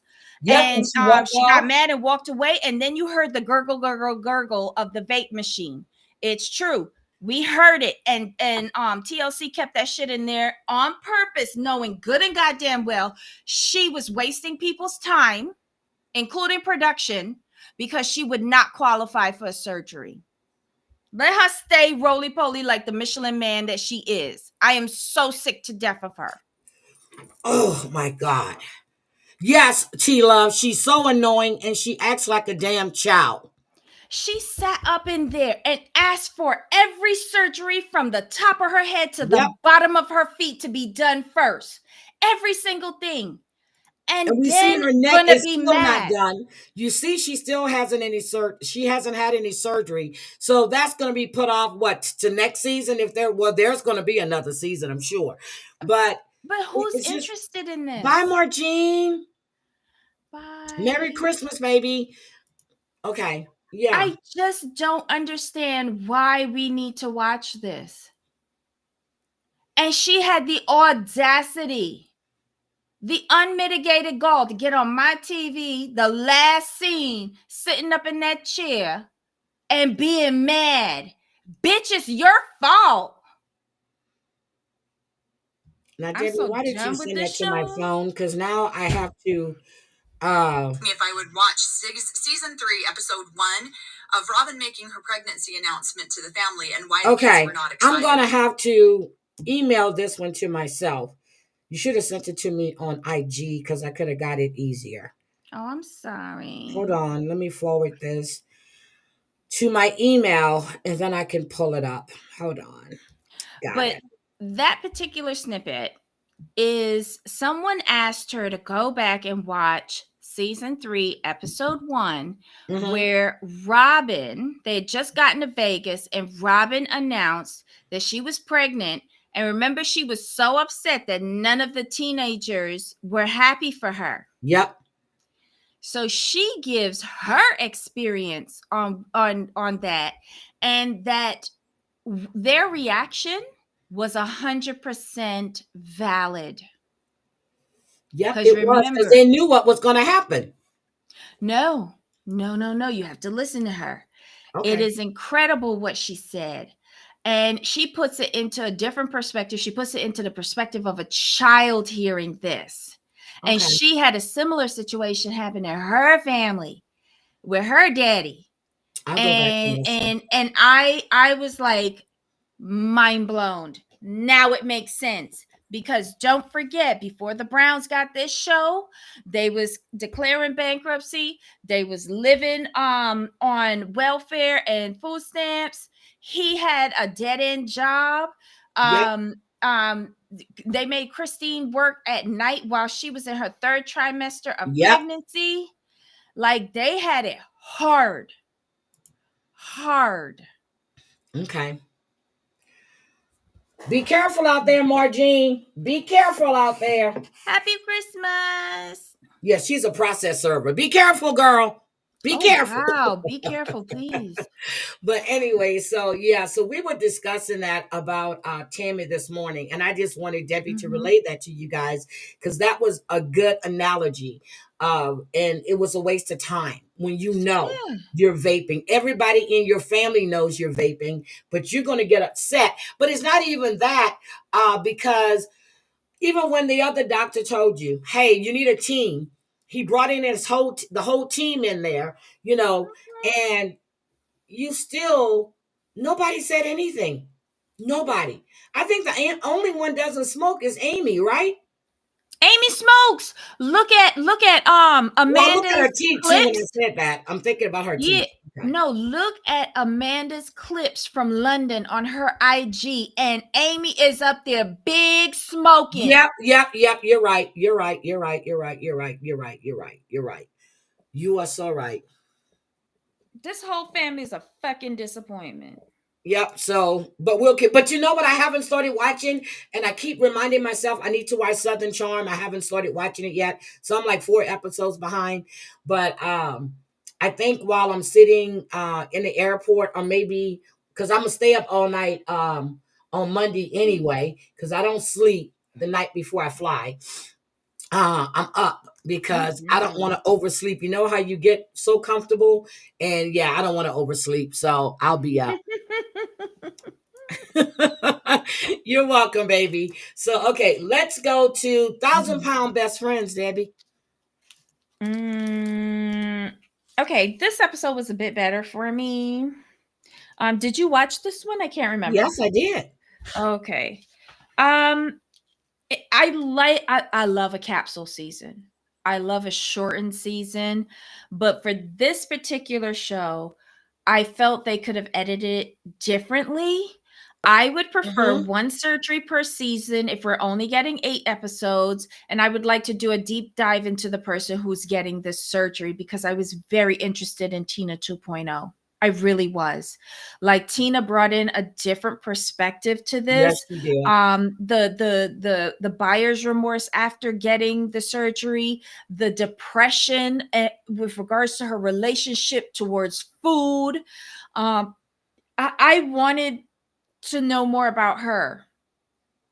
And then at the very end, we find out that Megan is getting her revision surgery. But, okay, you and I had this discussion. If you can drop 40 pounds on your own, yeah, why can't you do the other 40? Yeah. Because you got the trainer, you have it all, you did the work to get the revision. Why can't you? I understand her weight was stagnant, okay? But you weren't doing what you're supposed to be doing. So then you started doing it. Why can't you drop that other 40 on your own? Why go back under the knife? Here's the thing, and this is what I told you privately. I feel that she relies on the surgery to do most of the work. Yes. She doesn't do the diet. She doesn't do the exercise. And the only time that I feel that she does any of that is when cameras go up. But your whole life isn't on camera all the time. So you have to do what Vanessa did and do the work when the cameras go down. And she's come a long way. I'm not taking anything away from her. Yes. Because when She he has did that lost 200 flashback, pounds. when it did that flashback, and as soon as I said, I remember she was on oxygen. She was huge. She could barely walk. So she has lost a lot of weight. She has. I'll give her credit. But the jealousy, I don't care about her conversation with Vanessa or not. I don't feel that she was telling the truth when she said that she's always been her biggest cheerleader. I've never seen it. When Vanessa started surpassing her, that's when the jealousy was evident. I also feel that Vanessa was probably trying to get them into activities and on the diet. Like, we saw on the show that they didn't want to do avocado smoothies. They weren't on to the diet things. I feel like where it met a conflict with them was when the cameras went down. So there's no more incentive to do anything. And Vanessa was trying to get them to join her, and they didn't want to. They didn't want to. The only time you want to do activities is when the cameras are rolling. I agree with you on that. Yep. Because but in real life, that's not how it works. When you get these surgeries, you have to be committed for life, and the surgeries only take you so far. You're supposed to revamp your whole lifestyle, your whole eating patterns, your whole like everything to accommodate this surgery. And You are they've been so given great right. opportunities that us regular people are not privy to, and they've squandered it. And I feel like she is just like, I don't Hi, feel like doing Wyatt. this, and I need a surgery to jumpstart my weight loss. What? But you've already lost the 40. Good morning, Wyatt, and Merry Christmas to you. Mm-hmm. You've already did the 40. What is so Mm-hmm. hard to keep doing what you're doing to get that other 40 off? Because it requires work. But okay, It but she already requires put the work. work in. Why not continue it? She doesn't want to. Yeah, so I'm upset with Dr. Proctor about that. And my whole thing, I was waiting for him to say it because that's the way he started off. Well, you did the 40, and why can't? But no, he went he went in a whole different direction. Because he's making money off of this show too. Yeah, but I Let's remember not his forget other that. show, Too Large. And I Mm-hmm. think he had more of a grip on that show than he does on this one, because now it's all about. And when Vanessa acknowledged, that Megan is the one that got her into this, and Mm-hmm. she pulled her into it because she didn't want to do it. When they showed those pictures of Vanessa, how big she was, and then you saw they seen the motivation and determination, and she kept it going. She was doing it. Megan can do the same. I don't think she needs a revision. I don't think she needs to have her surgery revised at all. She's Okay. lazy. She's lazy. Point blank, period. But when Vanessa said that, what is she, or was it Megan? She said that we've worked through so much, but we've crossed lines that we've never. No, there have been a lot of lines being crossed with Megan talking behind Vanessa's back, her and Ashley, with the jealousy they were having with her. Yes. And then Megan is taking Scott under her wing, but Scott has lost and he's continuing his workout and stuff, which Megan, I only feel that she does it for the cameras. And I keep saying that. Let me ask you a question though. Yes. As this just popped into my head. In season 1 and season 2, how did we enter Dr. Proctor's office? Was it from the parking lot? I think he moved offices, to be honest. Exactly. Yep, he moved He is offices. making money off Yep, of he this moved show. offices. Oh, Kels just sent me a message. He is making money off of this show. He is upgrading Kelly his sent me a office and message. his facilities. Yeah. He does we already know his opinion of Megan. I think it was from last season where he laughed at her. He already knows that she's failed. Yeah. But he will humor her and this production company and this network as long as he keeps getting more patients and his name out there, and he's upgrading offices. He don't care anymore. Yeah, he moved his offices. Yeah, he did. And up until you said it, I'm like, that's not the way his office used to look. Well, the Dr. Nile is in the same damn office. He's been in that location since my friend was going to him, and that's where she was getting her diet pills from. And that was before he even did that show. As soon as I saw him on that show, I said, "Oh my God, I know that." Well, I've been in his office, but not for me, but for my friend. So yes, he's been in the same office, same place, southwest side of Houston. Let me tell you, Dr. Proctor is making a mint and he don't care about none of these people. And that's why his focus is on Vanessa and not Megan, because in his eyes, when he laughed at her last season, she is a failure.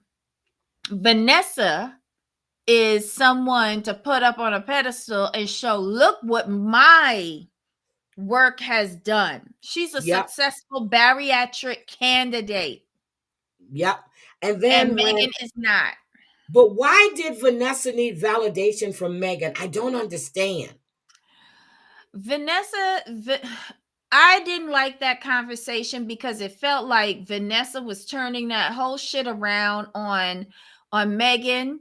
I think Megan used to like encourage her, but once, like you said, she surpassed her weight Yep.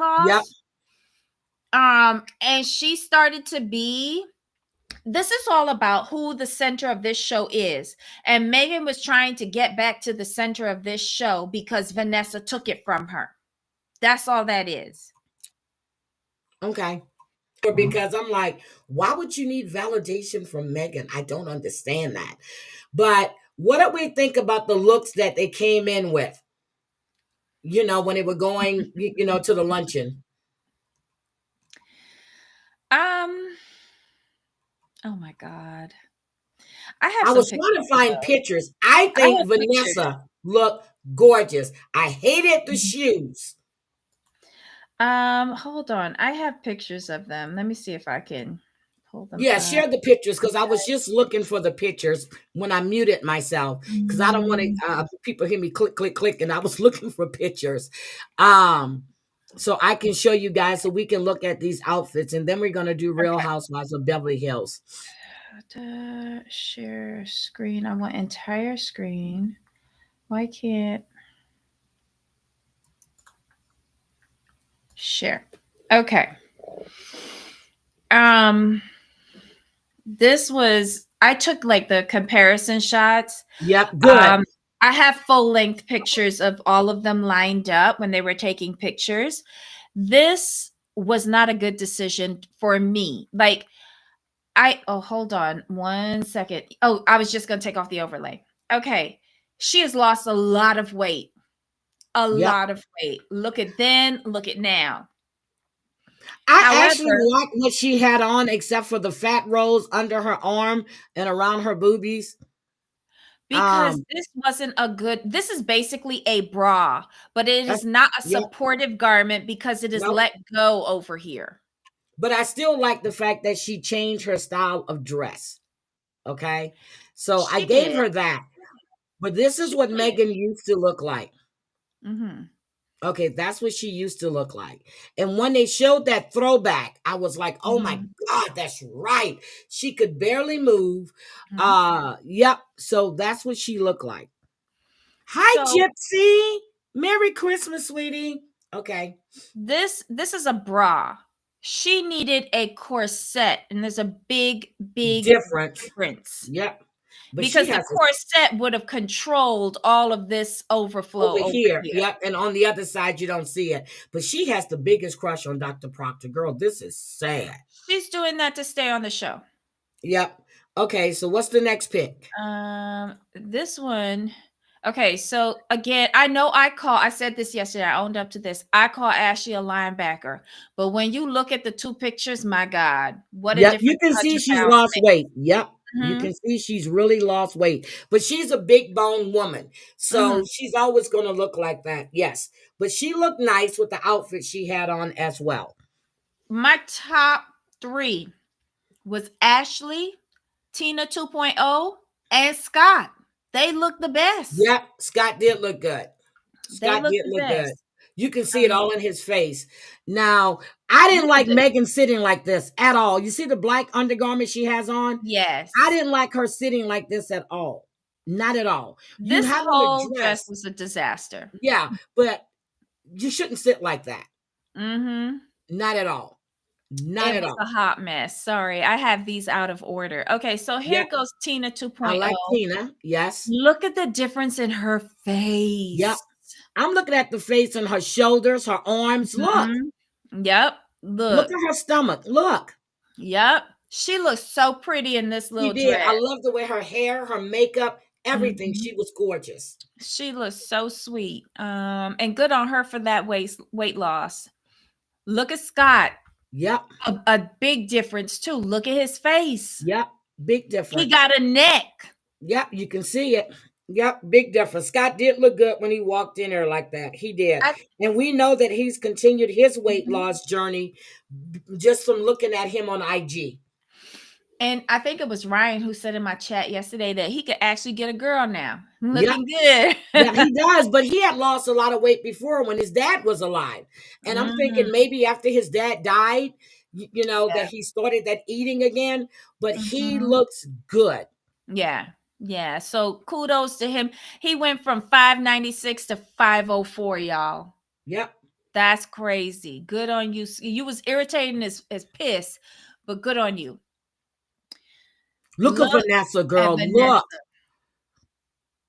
Look at Vanessa. When they showed this, I went, oh my God, I forgot about this. But her stomach had always been hanging out. Look at Vanessa. I forgot she had 2 Betsy Mays. Yep. Look at Vanessa, girl. Wow. This was a horrible dress. Don't get me wrong. But wow. And this I like the dress. I didn't like the color. I love the color on her. No, I think the sleeves should have been up, or no sleeves at all with a, with a coverall over it. But this was the trip when it went to that, when it went to that weight loss camp, right? When it went to, isn't that the trip? Wasn't this her coming down the stairs from the water slide where she got denied? Yes, where she couldn't get on. No, because she had a bikini on. No. This is when they all went to that thing and Ashley gave up. I swore that's what from that was. But it could be the water slide. This was the water slide. It could be. She was coming back down the stairs crying. But I thought she had a bikini on. But yeah. No, she didn't wear the bikini to the water park. Yep, you're right. This is the water slide because she was sitting there crying about how she couldn't. She was crying about the weight limit. Yep, so that's the one. But this color on her is beautiful because her complexion is so fair. I love the necklace, and I had to look at the wig a few times, but I like the Farrah Fawcett wig she had on. I really do. Yeah. But all in all, I mean, to me, that pencil dress was cute. I just hated the leopard shoes. I hated the shoes with that dress. Yes. She probably lost more weight after getting this dress, and that's why it fit funny. Just like Christine and her wedding dress. Okay. Yep. When she couldn't go on that water slide, I felt so bad for her. I did too. Hold on. Sorry. This was their table. Look at this.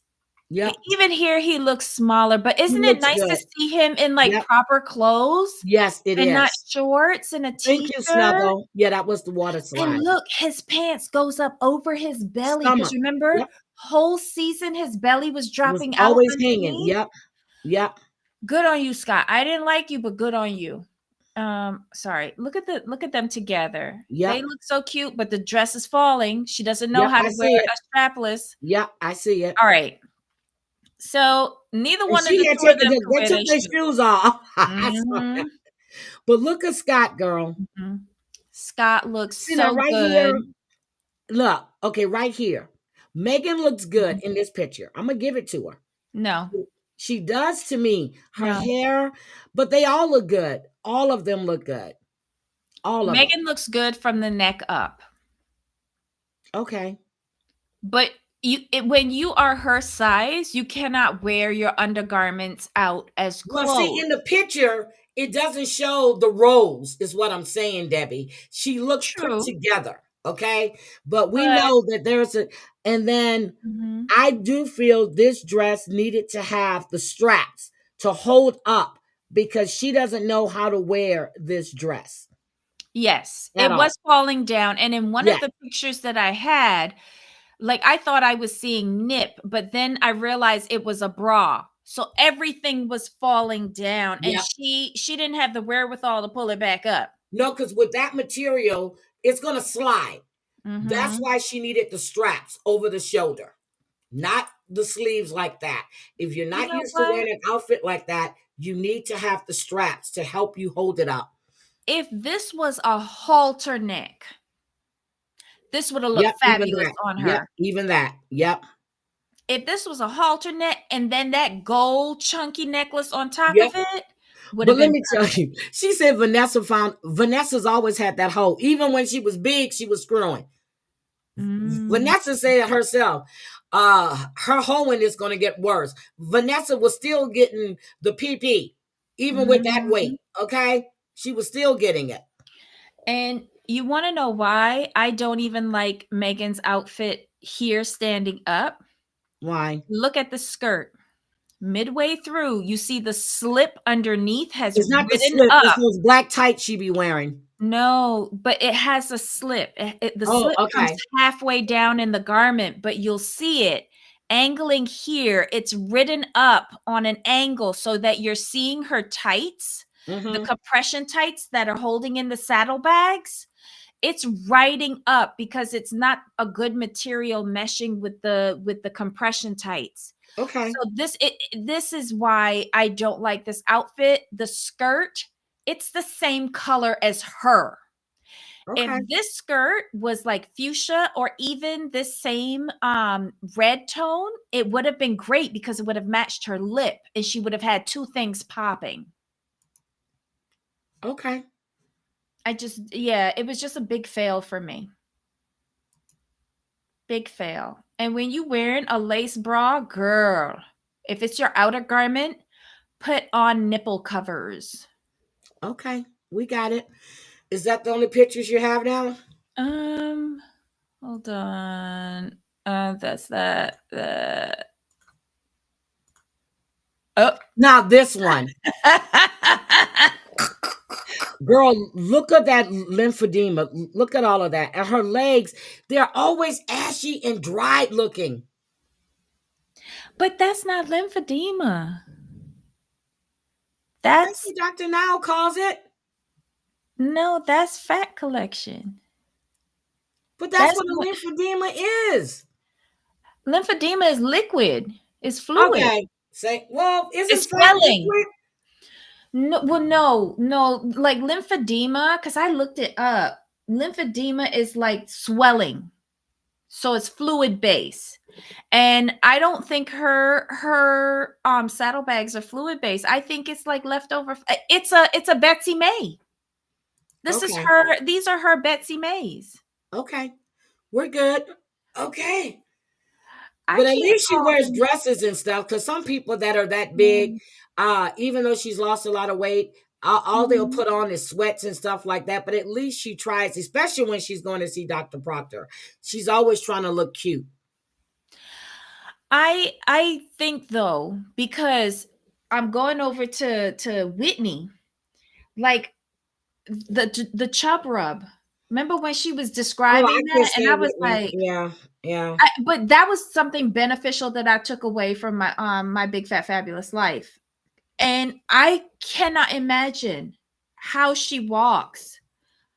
Like, I was so glad to see her at the luncheon with the compression garment on, because it's giving her some form of relief because these things, they're mobile, they swing when she's walking and they're rubbing together. That must be horrendous. Okay. So I wish she would have put on a pair of leggings with this just for her own comfort. This is them. See, look, I almost thought it was her nip, because the nipples are up and pointing in the right direction now, but it's like the bra. And then there was one more picture. Hold on. Oh, where they were running. And look, she's picking it up. I can't. She had the best dress, hands down, with Ashley tied for first place and Scott. So let me stop sharing now. Yeah. But interesting episode. It had a better ending for me. And I like that he pulled up Seneca and Jacob and that other blonde hair lady, because I think that they're going to be future candidates for surgery. Yep. But I'm gonna need just one surgery per season so we could like really dig into that person's journey. It will work better for me. It was too much. It was 3 surgeries this season.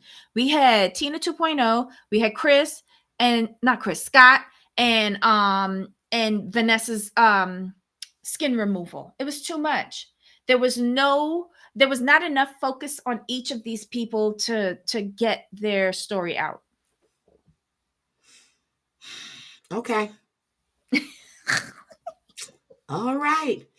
Let's roll Real Housewives of Beverly Hills. I'm sitting here thinking, what the hell am I going to eat today? Real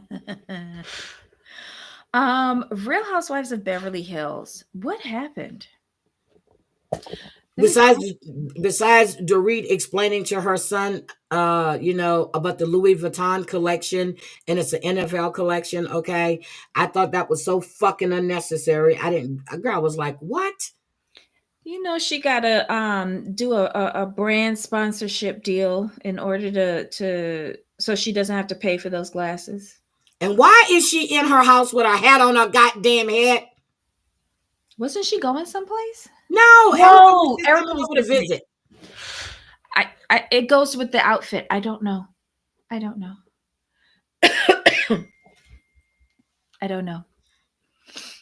Okay, I'm ready.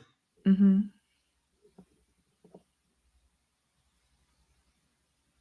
Oh my God. Okay, are we ready? Yes, you're gonna have to steer on this one because I did not take notes. Oh God, Debbie. Well, okay, because you did a great job with what am I trying to say? You did a great job with Sister Wives. Yes. So Camille Grammer makes an appearance. Okay. Why? But what was this episode called? It was called what was the episode called? Well, High Horses and Low Blows. That's what it was called. Okay. High Horses and Low Blows. So Jennifer actually invited Kyle and Sutton to her home. Jennifer was explaining to us about her homes and how the home that Kyle and Sutton came to, it was her play home because her real home is right next door. She explained to us that she has a beach house that she doesn't go to because it's haunted. And she has a home in Vegas because she and her boyfriend are professional poker players. I'm like, okay, Jennifer, tell them what you got, girl. Tell them what you have. Make sure they understand. I think she said her home was in Malibu Beach. Yeah, Malibu Beach. But they don't go there because the house is haunted. Girl, what did you think about that damn doll, Tiffany? That's kind of scary. But I noticed that she keeps it in the playhouse and not in her real house next door where she lives. So, but to pour Tiffany some wine, are we serious? Isn't Tiffany an alcoholic? And the fact that Tiffany has on a designer dress, are we serious? This woman is flush with money. She can do whatever she wants. And I love it. I love it that she's bragging about it. You know why? Because Erica is calculating everything. Yeah, but the fact that she has 2 Bel Air homes, okay? One right next door to the other. She bought both. A divorce does a girl good when done correctly. Now, when Erica went to visit Dorit, with the hat on in the house, and they were talking about the ocean side trip they took. Dorit was telling her that she hadn't spoken to PK in 2 weeks. Girl, PK is gone. He living his best life. He is dating. He's checked out of that marriage. Oh my God. He is dating. He doesn't even talk to her anymore. Not even about the kids. And then they were talking about who was it? Dorit said that Sutton's speech was hypocritical, about the friendship and the sisterhood. But Erica was upset because she said that that Sutton didn't have to bring up the fact that she was whispering to Kyle. Why not? When you guys just had that discussion. But Bose was right. Not every conversation is meant for everybody. She is correct. So that's why you save it till you're away and not in front of Not in front everybody, of a group of people. whistling, is because it's rude. It's rude. Now, girl, what do we think? We're gonna get to that party too. After this, what do we think about Garcelle moving to her beach? I know Erica is just dying because she's the poor one in the group now. Did you see Garcelle's beach house, baby? I love it. And I they love said it. that it's been in the work for like 3 years. 3 years, yeah, because the permitting system down on that area must be horrendous, and she had to like basically go down to the studs on that place. So, am I crazy? Not Erica, Sutton had a Birkin, and so did Garcelle, and it was the same color. Did Sutton buy Garcelle that Birkin? No, remember 2 seasons ago that Garcelle got her very first Birkin, and it was yellow, and that's it. Yep, but she gonna ask Sutton, you brought a Birkin, but you had your Birkin too. Right. But I like what's his name? The one she kept calling the butler. She goes, no, that's my butler. What's his name? She tries so Jeff, desperately to make Jeff. that guy her butler, and this is like the second season in a row he's just not even paying attention to Sutton. Because while they were up there having a conversation, Jeff was downstairs laying on the swing. Yes, on his phone. He was so cute. But he did do a lot of work though, because him and Sutton were actually loading stuff up into the U-Haul. I loved it that Sutton was driving it and backing that bitch up. I loved it. But so Sutton went, his name is Avi. Sutton and Avi went, girl, she said she would never drive a U-Haul truck unless probably her daughters. But she drove that U-Haul truck to Garcelle to help her move stuff to her beach house. Because she knew it would make for good TV. She knew it would make for good TV. And the only person she would do it for is Garcelle. I believe that. But if they were not filming, Sutton would have hired a set of movers and had them move Garcelle. Period. Yep, so I really think Sutton really likes Garcelle, but she does. What do we think about Garcelle saying? And I said it myself when the break-in first happened. She alluded to Dorit that. wasn't supposed to. So here's the thing. Yeah. I remember Dorit saying she wasn't supposed to be there. She came back early. But if PK had something to do with this, wouldn't he have called it off? Not if he needed the money desperately. That's true. As long as they didn't hurt the family. And the fact that they left her phone by the gate. That was, and there is no phone in the house at all. I get it. I don't have a landline. I took that shit out. Well, I do have a landline, but I don't use it. And I don't have a phone connected to it. I don't have a landline, but in a house that size, wouldn't you have a landline? It just depends on what they need it for. Like, the only thing I can think they would need a landline for is something to do with their security system, but we all know about their security. That's what I'm talking about. Exactly. You need a landline. Mm-hmm. And the fact that Garcelle even said it, she was at the wrong place at the wrong time. Did PK know Dorit was going to be in that home? Yes, because she had talked to him earlier, right? No, what it was, she had left the UK with PK. She left him there and she went home early. He knew exactly where she was going to be. But remember back then he owed money to the casinos. Yes. And if he owed money to the casinos, I wonder who else he owed money to that wasn't on the up and up. If you get what I'm saying. Because that's the only reason why I could see him. And they were very technical in what they were going in and getting.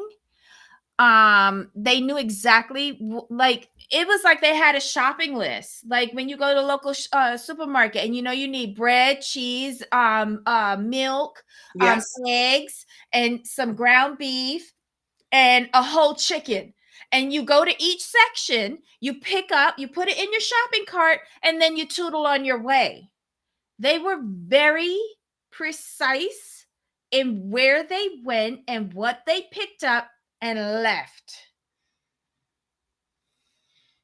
Okay. Because why didn't they take her rings, her wedding set? Exactly.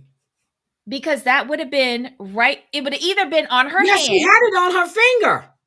Thank you. It would have been on her hand, or if she's one of those people that puts it into a dish, either on the bathroom sink or on your nightstand. They were in the bedroom. And PK wasn't really concerned about the after effects it had on her. Am I the only one that missed that? He didn't care because he got whoever paid off, in my opinion. However, another reason why they wouldn't take the wedding set, in my opinion, was that it was paste. Ooh. But why would the wedding set be paste and everything else was real? Because he probably took those diamonds out a long time ago and never told her. Oh. Okay. Okay. That makes sense. But I've always said that whole situation was fishy and smelled funny. Even when PK got arrested for DUI, never mentioned that there was a girl in the car with him. But Garcelle said that in the oh my God, the tell-all. It's not a tell-all for them. Reunion. Yeah. Garcelle alluded to it in the reunion, but I feel they edited it out. And they wanted to focus on the issue with Kyle and Kathy.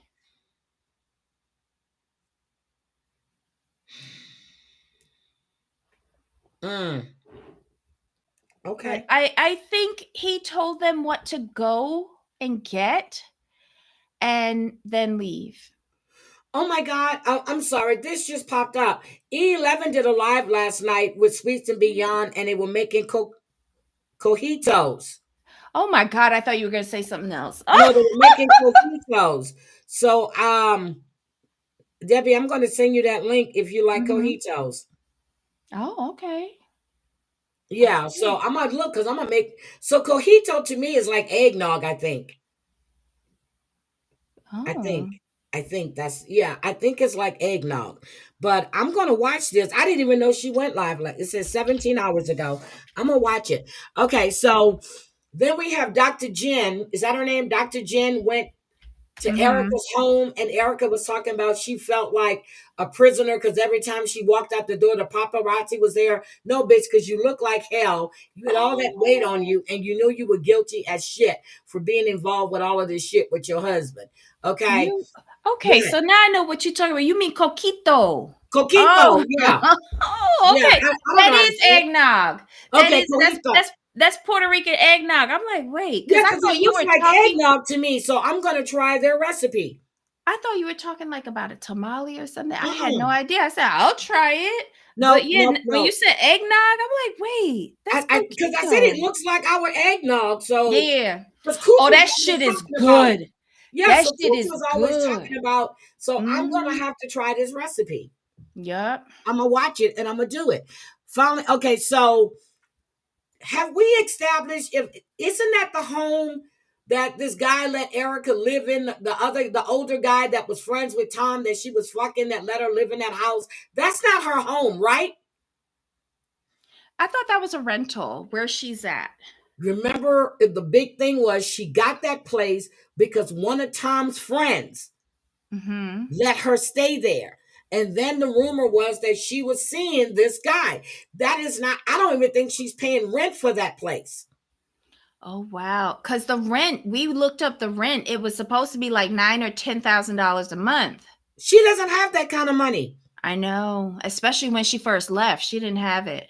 Yeah, and that guy let her stay there. So that is not her home. And remember, she corrected herself. She goes, first she was going to say her home, and then she goes, I've been living, I've been living here for all 3+ years. That's that man's house. Yeah. One of Tom's friends that let her stay there, but the rumor was that she was sleeping with this man. And when she was talking to the psychiatrist, she was saying that, that Sutton has a She's not going to say personality disorder, but and then she sipped on her Coke. Well, that was in the confessional. I'm sorry. So what do you have to say about that? But I don't care about her and her house and her leased car. Congratulations, you got your credit up so that Porsche would lease you a car for the season. Yeah. Whoop-de-doo. I don't care about... No, go ahead. No, I don't care about her trying to redecorate her house. Girl, go down to Home Goods. Go down to Home Goods. Yeah, because she was talking about how expensive. It's not your house. Why are you doing that? Girl, stop. So then when she was talking about she was jealous of the pajama pizza party they threw for Kyle. That psychiatrist was on the freaking money.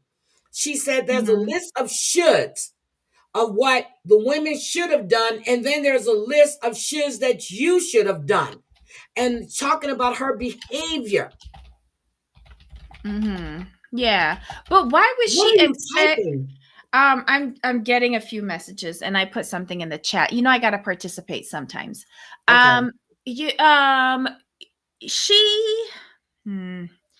Why would she expect Sutton to do anything for her when she was screaming bloody murder in that woman's face? And have you noticed her teeth look different this season from when she did that shit to Sutton? She's got a full overhaul with the Ozempic.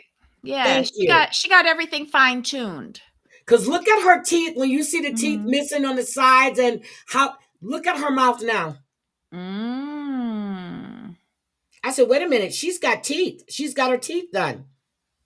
And I think she was very jealous of the fact that Sutton did this, had the idea to go do the pajama party. Was it Sutton or it was Sutton that got Kathy. And if she felt that way, you can see, now that they showed the scene back when she's sitting on the sofa, you saw the jealousy in her eyes. Oh, yeah. Oh, yeah. Oh, Lord. So now, anything else? Because now we're down to the denims and diamond party.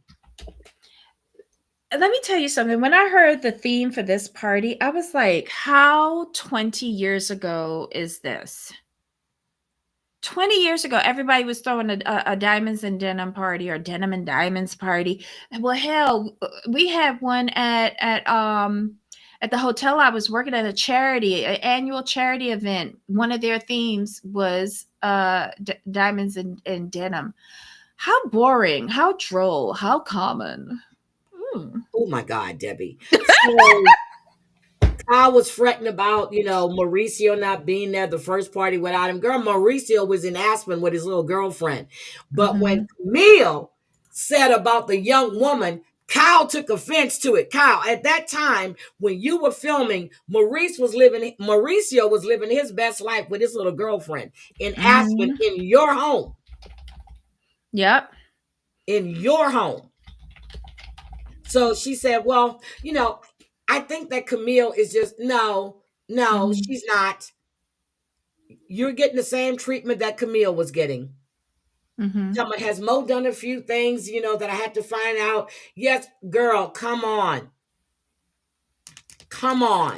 But at least Mo isn't as bad as Kelsey Grammer, though. Oh, Kelsey was horrible. Because Kelsey was living a whole separate life in New York while he was supposed to be in a play. And she didn't know about it until she came over there to go to the Tony Awards with him and buck up on the next woman. But the problem is that the same way she got with Kelsey is the same way she lost Kelsey. Him. But Mo never came on this show and said, I got my wife, Kelsey Grammer, on the Housewives, as a goodbye, a farewell gift or something. Kelsey Grammer did say it. He was so brutal. Like, that was good TV. We saw Kelsey Grammer, you a dog. You a dog. Oh, my God. He was a dog. But I'm sorry. I still love me some Kelsey. Okay, I still do. I do too. But his behavior. But it's nothing new. He No, did it it to isn't. his first wife. Yes. But he was using the white stuff back then, and that's what he was blaming it on. But I think this is just inherently him.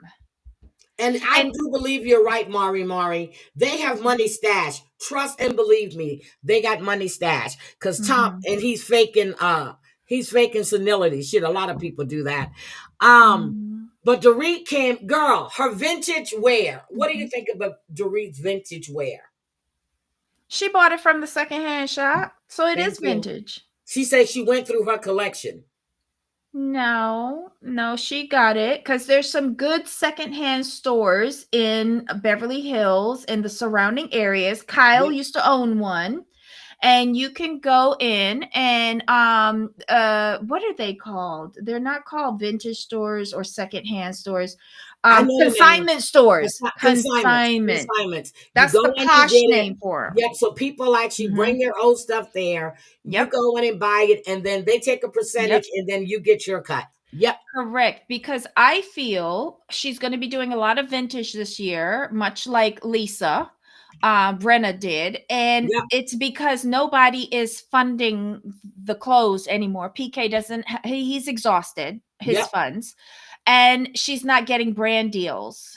You remember the season she was always up in the taking shots, photo shoots. Yes. Yep, she was doing photo shoots before every event she was going to. Because she had to show those clothes. Yep, and Camille brought that up too. But why do you think Garcelle waited to tell? Now she talks to Sutton all the time. Why do you think she waited to their own camera? Well, I just answered my question. There you go. I just answered my own damn question. Yes. Don't worry about it. Don't worry about it. I just answered my own question. Don't forget, she's a cast producer. You know, she produces her own scenes. Leave Garcelle alone. But when did Kyle? Okay, so Dorit said that she knows that Kyle and PK talk, and I'm in agreement with Garcelle on this one. Once that went haywire and all of this, that would stop. But at the time, she wasn't talking to Dorit. But you want Dorit to feel compassion for you for what you're going through with Mo. The fact that one of your really close friends committed S, but you can't give the same compassion or empathy to Dorit, but you're giving it to her husband. Does that make sense to you?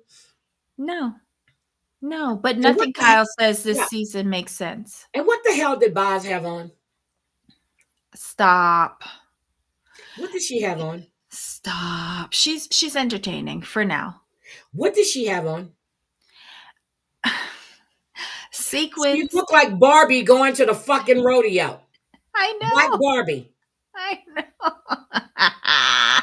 Leave her alone. It was entertaining. And I'm so sick of her hairstyles and everything else. But this is my first time saying I can appreciate the hat on her head with the hair. Okay. Sorry, Boz. I'm not that into you.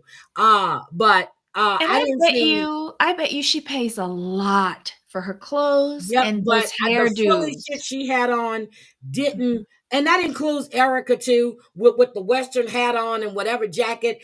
That's not denim, bitches. Denim and diamonds. I wanted to see denim and diamonds. Okay? Stick with the theme of the party. That's all you had to do. Stick with the theme of the goddamn party. Okay? That's it. Now, Kathy Hilton came in all black. It wasn't denim. It had the frills on it. But it's not denim and diamonds. Not denim or diamonds. It's denim and diamonds. Okay? Listen, we're lucky that Kathy made it there in one piece. Yeah, because she's an alcoholic. I do believe Kathy's an alcoholic as well. Or she's just dipsy. But Boz, is that her name? Boz decided that she wanted to get the ladies together. So they can have, why at every damn event we got to have arguments? Why? Because that's how these women communicate. And then Erica told Sutton that she was volatile. I went, oh, shit. She should know. She should know because remember when Erica is volatile. But she wants us to believe that that was the mixing the prescription medication with alcohol. Yep. No, And that was you. That was you. That's your nasty personality. And even Jennifer said in her confessional that that was meant as a put down. Who's Jennifer? Not Jennifer. Tilly. Oh, yes. Oh, my God. I keep forgetting about her. Jennifer Tilly. Yes. With her Chanel necklace on. Girl. And she had to say, oh, it's Chanel. I said, you tell them, girl. Tell them. But it is a put down. But she did say it was a good description of Sutton, because Sutton can be your nicest friend or your worst enemy. I don't think I want Sutton as an enemy. Listen, I don't think that Sutton comes out until she feels backed into a corner. Yep. I don't think that, because we see the nice Sutton with Garcelle, and even when the two of them their first season on the show, and when Garcelle asked her that question about her money, and her comeback wasn't vicious. It wasn't vicious because she wasn't backed into a corner, but it was an uncomfortable position. And I think Sutton, after 3 seasons with these women, has had enough. She has had enough. But when she was being condescending to Dorit, when she started talking in that little soft voice, I said, now, Sutton, you're being fucking condescending. And when she told her she wasn't happy with her life, I'm like, oh, shit. I was like, but okay. She was correct. Yep, she was correct. Was it the time or place to say it? Nope. No. But again, this goes back to Dorit not listening. Dorito don't listen. And that was the problem. And after you're telling someone over and over and over again, that's not the point of the discussion. But Dorit still rattling on about it. Back. I gotta go grab something. Right back. But that is why I think Sutton, just because it was the same argument from the Sprinter van, which then rolled over to Denims and Diamonds. And it was just like, how long do we still have to debate the same thing? And Dorit, to her credit, decides to pivot and starts calling the See You Next Tuesday to Camille. And I was like, oh, hell, this is getting interesting. I do appreciate Dorit finally having that was unnecessary. I cannot stand that word. But then she wants to double down and say she's a stupid effing CUNT. No, it wasn't doubling down. It was a correction. It was correction. It's a correction. Sorry. She corrected Camille. And that's, I didn't call you a fucking C. I called you a stupid C.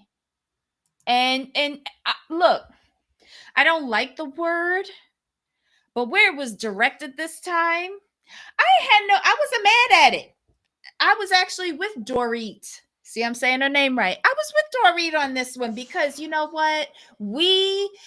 This goes back to Kyle, and this is saying in my Alexander Diane Rogers voice, why are you every season foisting Camille onto us when me in the audience don't really like her? Ain't she married Camille with another husband? I really like Camille. I don't like Camille. I don't like Camille.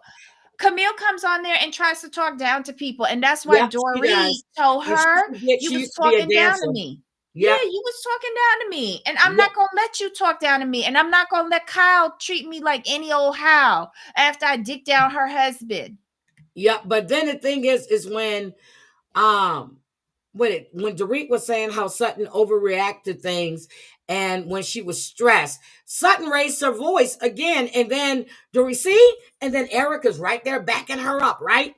So then I love when she goes, I'm gonna talk normal to you. I was like, oh, you condescending. But then she goes, you just don't listen. And then Erica goes, it's been 10 years. And she's never gonna listen. It hasn't been 10 years that Dorit's been on this show. It hasn't? It feels like it. It seems like it, but it hasn't been 10 years. So Jennifer Tilly had on her denim. Sutton came in white with a thing and a little hat on. Camille had on denim. Kyle didn't even have on denim. and it's her party. Who else came in denim? Did but where Garcelle have Camille, on denim? but where No. Camille got that dress from? She looked like she pulled that out of the back of her closet circa 1989. Yep. That's what it looked like too. When That's she what was it looked dancing like. on MTV. Yeah, but I like the fact that she's overcome cancer, because at one point I was scared that she was going to die. Her mom was, so I'm glad she's cancer free right now. But and then Boz said that Sutton weaponized what Dorit is going through. Mm-hmm. She said she wasn't happy with her life. And then, Yes. Sutton was like, who's weaponizing? And she said, you are. And I was like, she was correct. Yep, she Bose was. was correct. She was. Mm-hmm. And then, Camille was like, excuse me, can I say something now? She her house burned down. She lost her assistant. And she was talking, but she didn't get any empathy from Dorit. And that's when Dorit came out with that, you are a C-U-N-T. She was a C-U-N-T to her. And then Garcelle went, damn. And then, wait a minute. And then Dorit says, no, I called you a stupid bleep and not a effing bleep. I said, oh my God. And then the flashback came through there. But Dorit did say in the past that she had regretted calling that to her. But she said not anymore. Because now she's a fuck. I said, oh my God. Dorit has found someone to empower her or listen to her, Bose. But Bose, check me if you come back a second season, if you still listening to Dorit. But Dorit has, the gloves are off. She fighting with everybody. So do we really think when Sutton said that if Dorit really needed her for anything, that she would be there, and then the other says that action speaks louder than words?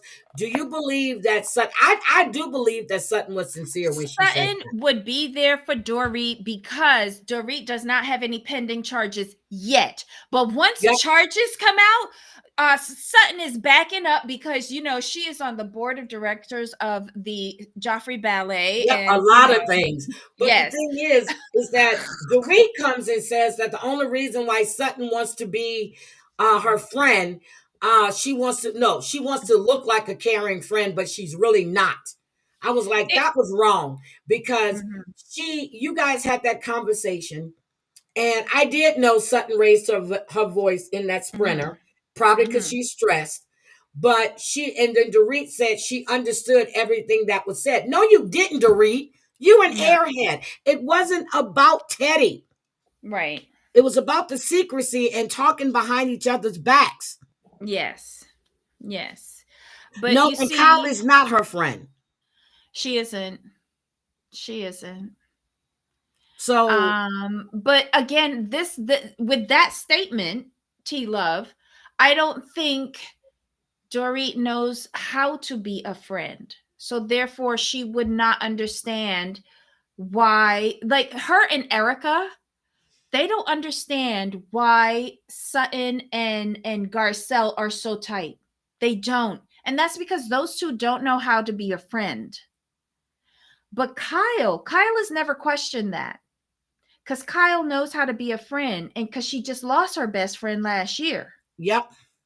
And that's why Kyle. How much of a friend was she if she didn't know her friend was suffering like that? No, let me stop saying that. Because when people are actually thinking about or contemplating exercise, they're not going to show that to you. They're going to mask things. You're not going to know what they're really thinking. So yes, I understand that. So let me not say that, because it happened within my family. So let me not say that, because yes, they mask it. They make it seem like everything is good, but they're struggling a little, but no, and the whole time they're, that's what they're contemplating. But I must admit, I watched Real Housewives of Beverly Hills this morning. That's why it was fresh in my head. But I was happy with this episode. But next episode, It's going to get good because Dorit and Kyle are going to start going back at each other. And just for an update, Tom Girardi has to have a psych exam by the prison. Oh, okay. Yep.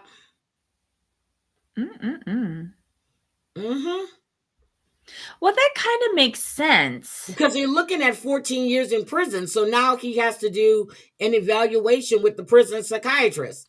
Yeah, because yes. They would have to determine where to place him in the facility. Yep.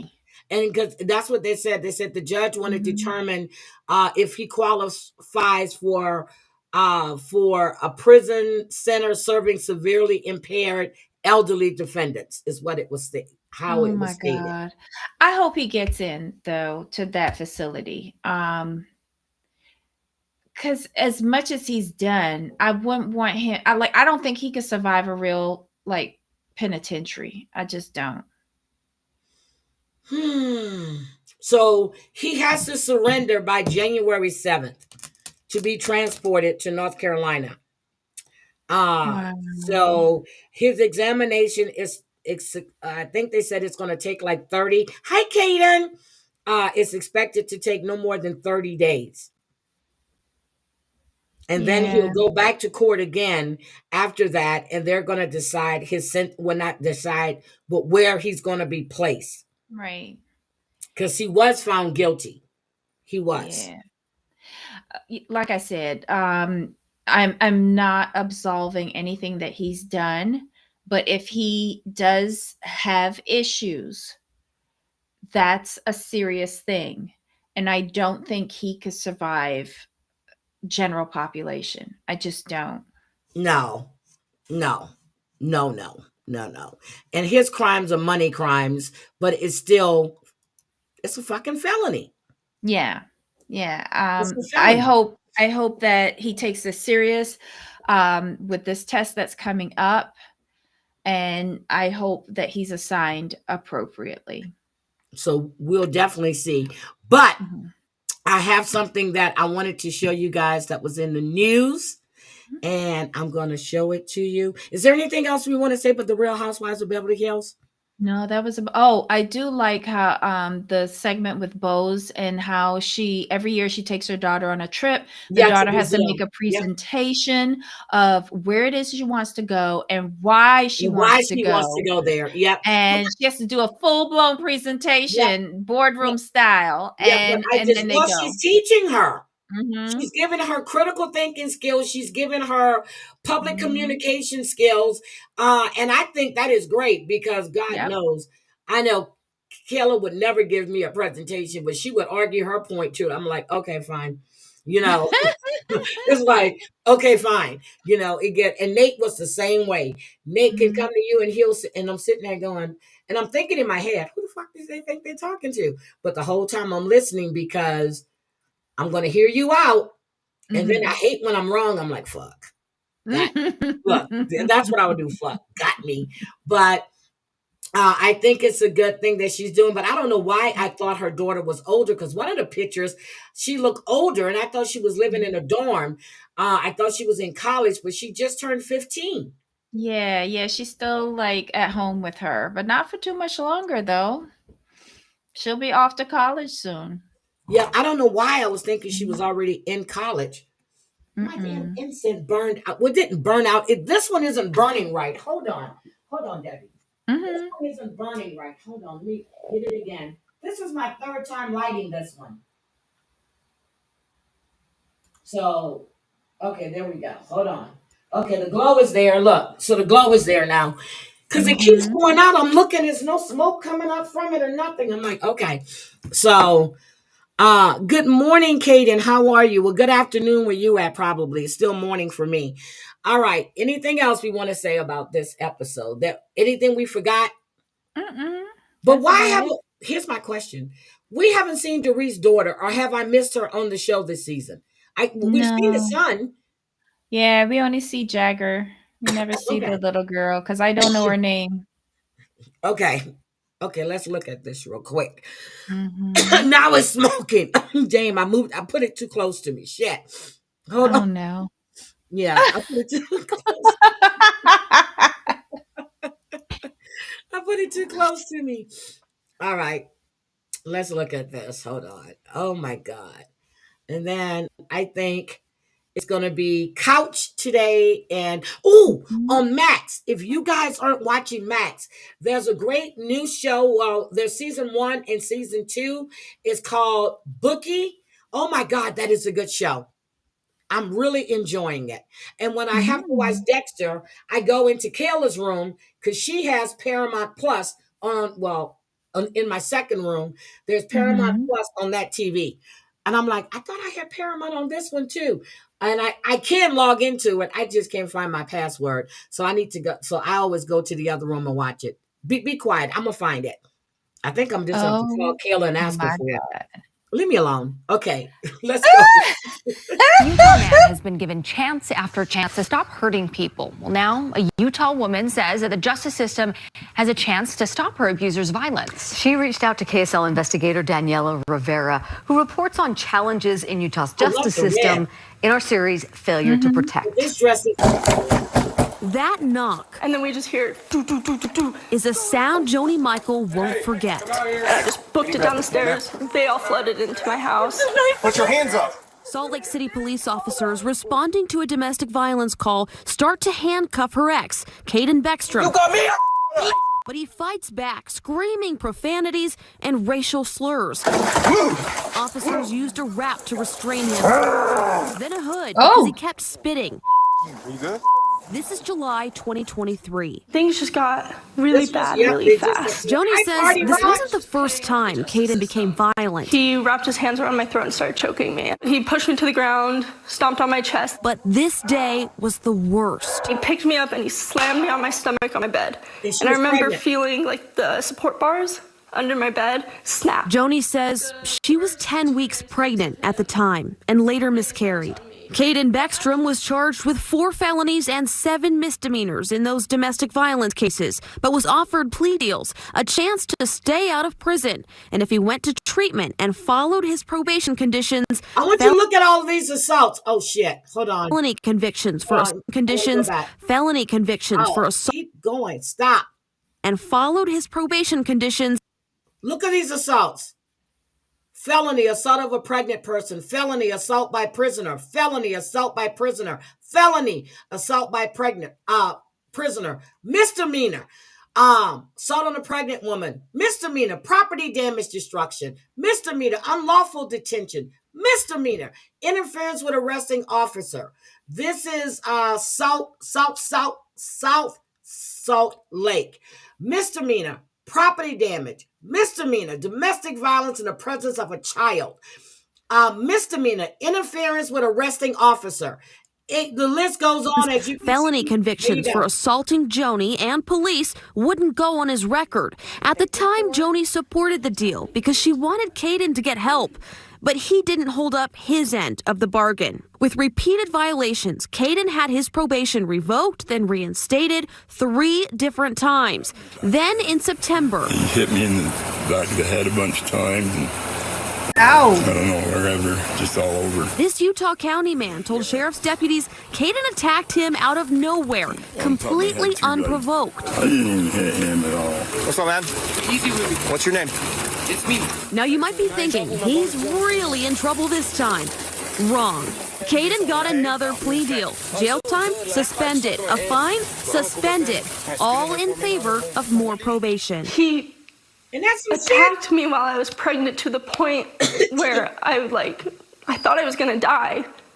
And they just keep letting him out. Prosecutors in Utah County say their deal gave prosecutors in Salt Lake County another opportunity to go after real prison time. In this case, it seems like he's maybe had a couple chances. You're right. Salt Lake County District Attorney Sim Gill's office only prosecuted Caden in this case, the worst assault Joni told us about. He says the deal they gave Caden was appropriate given input from the survivor and Caden's criminal history at the time.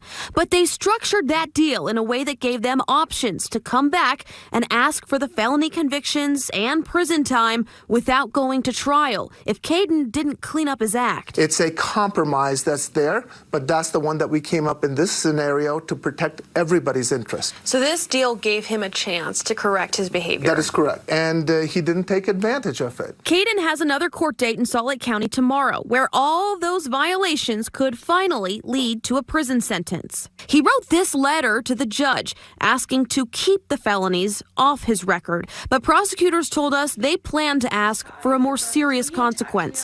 And so does Joni. You think it'll be different this time? I hope so, but I don't have a lot of faith in that hope. Our team will be there in court tomorrow, and we'll report on what happens. Deanie and Ashley. So tomorrow was yesterday, and I haven't found anything that shows what happened with that case, but I'm going to keep looking. And this one right here, I wanted to show you guys this one. So much. Well, tonight, an Indianapolis family is looking for answers after a woman was shot to death on Indy's west side in September. That crime caught on camera. And despite the video evidence, this case still remains unsolved. Fox 59's Jesse Wells has spoken with victims' families today and now shares some of their exclusive video from that homicide that we're getting from authorities as well. The victim was sitting right here in front of her own West Side home when she was ambushed by another driver. Despite the crime being caught on camera, the driver of the second car has never been held accountable. This surveillance video shows a woman sitting in her blue Chevy being murdered. And someone drove up in a red Dodge, stopped for a few seconds, and fired into the parked car. The killer then quickly drove away down the street, leaving an Indianapolis family shattered. You know, she was sitting in front of her home, and then to be gunned down for no reason. There's a reason. It's sad and it's devastating. And I mean, she could be any of us. Police were called to the scene just before 7 o'clock on a Friday night in early September and found the victim shot inside her car. Kiera Dotson, known by her family as Kia, died a short time later after being taken to the hospital. It's heartbreaking. It's really horrific. It's earth-shattering. It's heartbreaking. Both Jaria and Courtney believe their younger sister had just returned home after dropping off her teenage daughter at a friend's house. They don't understand why anyone would want their sister dead. She was not into any activities that would have led us to believe like, oh, well, maybe it was this person or that person that she may have wronged. We have no idea. We don't know how this person is connected to her, and that was one thing that the police was telling us, is that they were trying to establish a connection. IMPD confirms they did locate the red Dodge seen in the video and spoke to a person of interest, but no arrests were ever made, while Kia's family... So that's my question. You located the Dodge. You located the car. Person of interest. Never released the name. So didn't they impound the car and start doing forensics or anything? Nope. Let's listen. Doesn't know what motivated the murder. They desperately want her killer charged with the crime. Our family is 95 days and counting, and we have no answers whatsoever. It just doesn't make sense to us. Finally, police say the case remains an active investigation. Anyone with information can still contact either IMPD's homicide office or Crime Stoppers. Jesse Wells, Fox 59 News. Jesse, thank you. But what are we contacting them for? Can anybody explain that to me? What are we contacting them for? And this is the last one right here. A prosecutor calls it a case that shocks the conscience. 2 children held captive and abused. Thank you for joining us here at 5 o'clock. I'm Denise Valdez. And I'm Brian Loftus. Now the trio responsible for the abuse knows their fate, and it's a story the 8 News Now investigators have been closely following. Vanessa Murphy, the only local TV reporter in that courtroom for the sentencing earlier today. Addie Gonzalez didn't offer an apology for severely abusing her niece and nephew she adopted. What she appeared to provide? Excuses. And the judge sent her to prison for nearly a decade. Only God knows what happened. Only God knows what happened. I know what happened. And evidence reveals what happened. Photos showing a bucket for the bathroom and a deadbolt for captivity. And video from a neighbor showing the teen girl trying to escape from the second floor bedroom to get water since her aunt withheld food and water regularly. This was in November of 2022. Now, an adult, she faces her abusers in court before Judge Joe Hardy would sentence the trio Wednesday. From the age of 10 until I turned 18, my life became a nightmare. Prosecutor Dina Renetti says Gonzalez should have known better as she worked for the Clark County School District for 17 years. Her job to help families. Judge, I cannot press upon this court enough how inconceivably cruel these three defendants were to these children. All three had entered a plea deal. Hardy sentencing the children's grandmother and the boyfriend of Gonzalez to probation, while handing Gonzalez the maximum of 9 to 24 years in prison. Some of the final words Gonzalez hears before her freedom is taken away from the survivor of her abuse. The pain from those years, as they gone away, it still follows me. Living with Addie with me emotionally and mentally. It's scary. There were more than a dozen people in that courtroom to support the defendants, while there were only staff from the Clark County District Attorney's Office there to support the victims. Renetti pointing out the people who were supposed to protect and support the children never did. Reporting in downtown Las Vegas, Vanessa Murphy, 8 News Now. I remember hearing about this when me and my sister went. It was right after things started really opening up. Things started, like 2021. And I remember hearing about that. And when it popped up, and I guess I must have flagged the story or something, but I had to send it from my email to, not send it. It popped up. I went to my email and I found it on YouTube. So this young girl was tortured, her and her brother. And this woman worked for the school system. Okay? The school system. So I'm telling y'all, this is just sick. Anyway, Debbie, is there any, there's some other stuff, but I am really, my head is starting to pound. And I think I just need to, you need to go and rest. Yeah. So, but, anything else that you want to say, sweetie? No. And I am sick of people hurting kids. I'm so sick of it. But then you got the grandmother and the boyfriend who was involved in this. Are you kidding me? And they got probation while she got the sentence. Why didn't they all go to jail? True. That's what I didn't understand when I was reading it, and then I found it on YouTube. Why didn't they go to jail?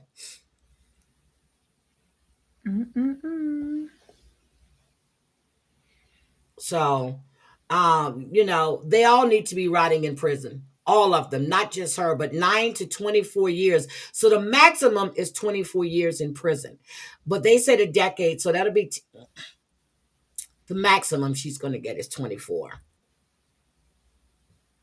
But anyway, I just feel bad. I feel bad for those kids because they're going to need therapy for the rest of their life.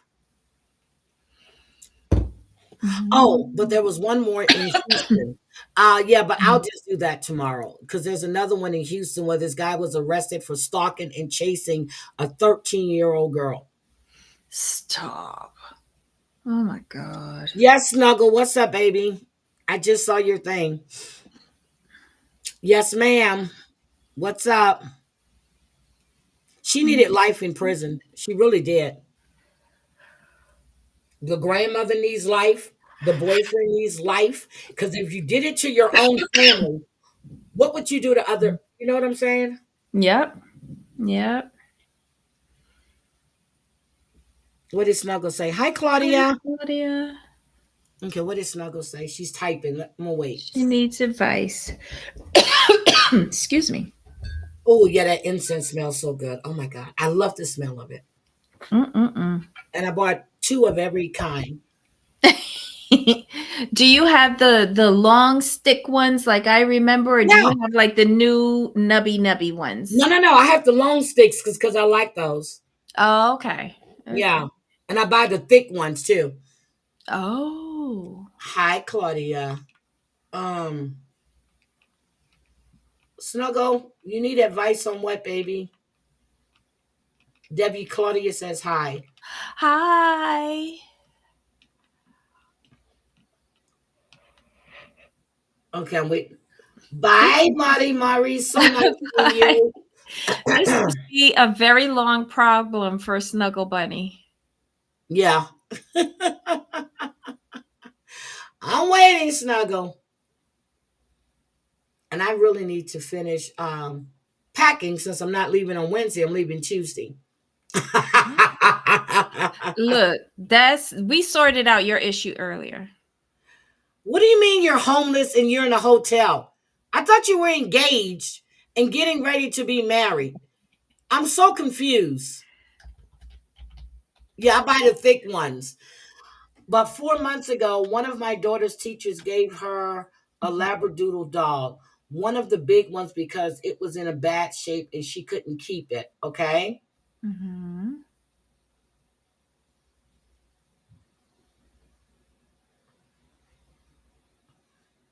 Okay. So what's the advice? So what are you asking? Snuggle, I can drop the link if you want to come up. Claudia, I was in the ER twice over the weekend, MS spasms. So you're homeless and you were in the ER. Is this true? Stop. Oh, okay. I was in the ER twice.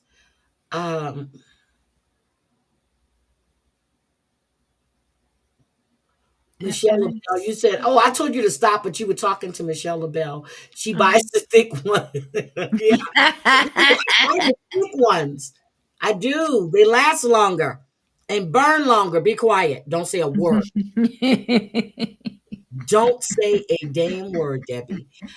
We tried to find the owner because we knew it was well trained. We found the post of the owner and messaged them for them to come get them. They wouldn't come get him. My daughter nursed him back to health.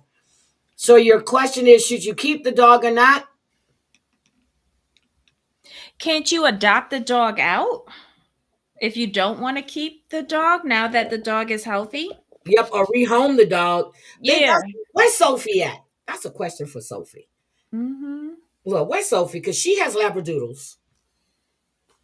Everybody wants those doodle dogs. So, I don't. I want a regular poodle. I was just talking to Crazy Cat Mama about that the other day. I said, once I'm finished my travels, I want the small one so it can travel with me. Mm-hmm. He started new muscle relaxer. Okay. Oh. Keep the dog. Scotland says keep the dog. If the owners don't want to pick up the dog, they don't want the dog. Yeah. I mean, if the owner wasn't concerned enough to get it back to health. And those dogs are expensive. Yeah. Now they are harassing us, wanted us to bring them the dog. He's a service animal. Then she messaged saying my daughter can have the dog. Now they're threatening us. Call the police. Get an attorney involved. Like, seriously, don't get down in the muck. Don't delete anything. Like Erica says, don't delete anything. Yep. It's been 60 days or longer. The dog, girl, it's finders, keepers, losers, weepers. They didn't pick up that dog within 30 days. Let's call Judge Judy. She gonna tell you, you tried to do the right thing by returning the dog to the owner. They wouldn't come get it. Now that the dog is healthy, they want the dog back. If it's a service dog, they should have registration papers on it and they can come and get it. You're not bringing them shit. Wait, so did the owner drop off the dog? No, listen to what she said. Okay, Debbie, hold on. I'm gonna put it back up here. Hold on. Let me go to Snuggle. We tried to find the owner. Oh, okay, hold on. Okay. Hold on. She said about 4 months ago, one of my daughter's teachers, no, they didn't find it.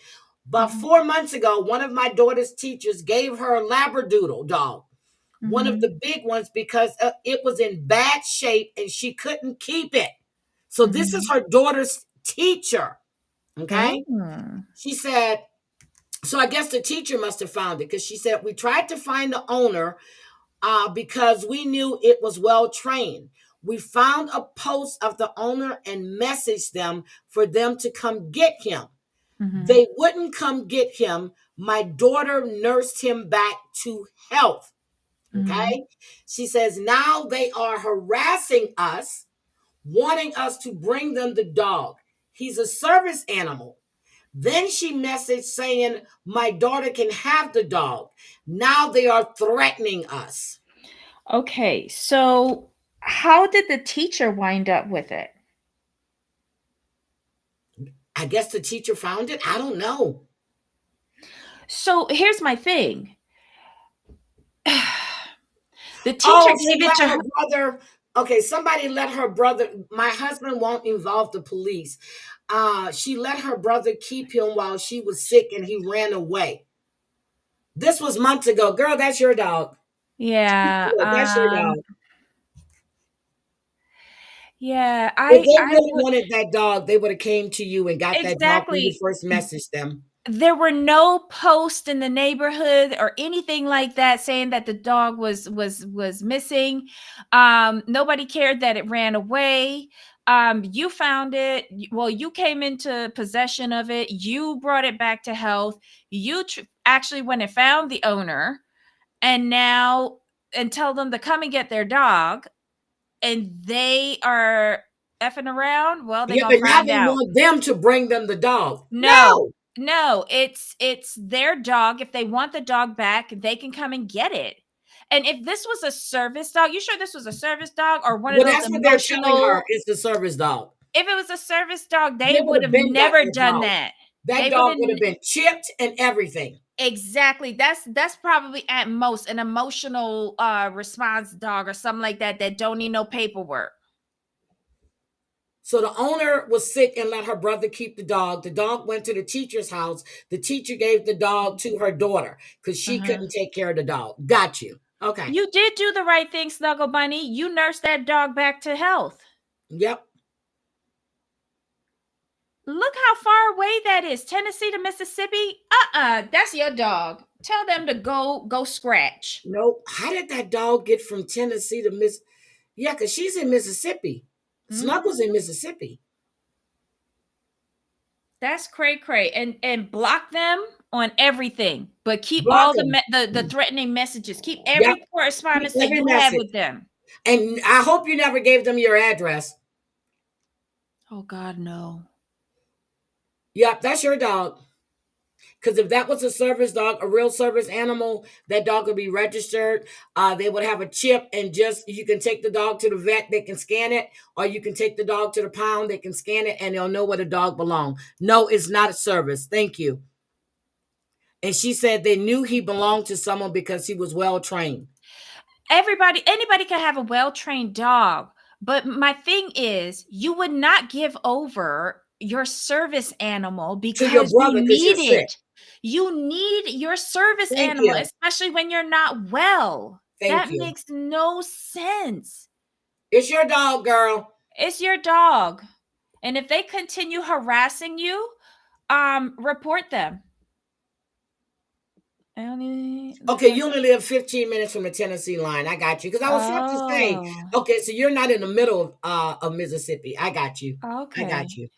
I got you. But no, if they really wanted that dog, when you first contacted them, they would have come to pick that dog up. Just like especially you can giving go to this. them, they can come to you. Yeah. If they want their dog back so desperately, wouldn't you think they would have hopped in the car and come and get them? Exactly. Like when they get dogs at the pound and they scan the chip and find out who the owners are, don't they come to the pound to collect their dog? The pound don't go and deliver nothing. Nope. Wait a minute. Her husband gave them our address and said, knuckle up. Oh, shit. I like your husband. I like her husband. Okay, then we accept that you gave the address then. Okay, so she was in the hospital. That's why the dog went to her brother. Well, then her brother should come get him, but it's too late now. How do we know she was really in the hospital just because she said so? Don't mean shit. Right, but she's out of the hospital now. Come and Yep. get your dog. I don't think she was in the hospital for 4 months. This has been months. Stop it. Stop it. Something's not ringing true here. It's not ringing true. They would have never. Thank you. That dog wouldn't have gotten sick. Yep. Exactly. So again, we're talking about the same. I feel like we're talking about Michelle right now with her dog Lola, and she was so busy thinking about her booze and drinking and pill popping that dog's health just went to hell. The right thing to do would have been for them to come get him months ago, but they didn't bother, and now they're harassing. Thank you, Wendy. I agree. It's been 4 months, Claudia. 4 months. I'm gonna be like Judge Judy. You know, when you leave someplace and you leave stuff there and you got 30 days to go pick it up and you don't go get it, that was your fault. Well, not only that, if they don't love him to take better care of him in the first place and leave him with a responsible minder if she was ill, like they could have put that dog into the kennels. You know, that every veterinary office has most veterinary offices have long stay kennels. Like, come on now. Yep, they didn't love that dog. They didn't. She probably did, but it's been 4 months. I'm sorry. When you first messaged them and she told your daughter that she can keep the dog, now all of a sudden she wants it. Girl, shut up. Oh, I love Aesop. I love Aesop's comment. By now, you have invested food, shelter, time, and energy into the dog. Y'all have had him for months. Now they can see you in court. Exactly. Yep. Thank you, Aesops. Thank you. Yep. That's like me finding somebody's dog and I see there's a phone number because I know Jordy had his name and on the back of his thing. So I know when somebody found my fucking dog, they saw the information back there, which they didn't find him. They stole him. He had just gotten groomed that day. And when that woman told me those people were moving out that rental house, and I know that's the house he always ran to, they took my damn dog. Oh yeah, we're going to have an Debbie, that's what we're going to do tomorrow. We're going to have a segment. Ask Heidi and Debbie. Fuck it. Oh, my God. With this scenario, I'm right. Yeah. You can even call and you can ask a lawyer. You can call and you can ask. You've got, just like a dog get picked up at the dog pound. Okay, let's say a dog got picked up at the dog pound. You've got 7 days or 10 days to claim your dog. After you don't claim that dog is no longer yours. I don't know. And when they come, they need to present paperwork for this Yep, service. they got to present paperwork. Same thing happened with Lisa. I'm talking about crackhead Lisa. She had 7 days to get her dog. Was it 7 days? Is Chantel here? 5 or 7 days to claim her dog. She never did. So somebody else got the dog and ownership was turned over. So it's the same scenario. Oh, Claudia says it's 10 in her area. Okay, it's 10 in your area. Hi, Jonathan. Yeah.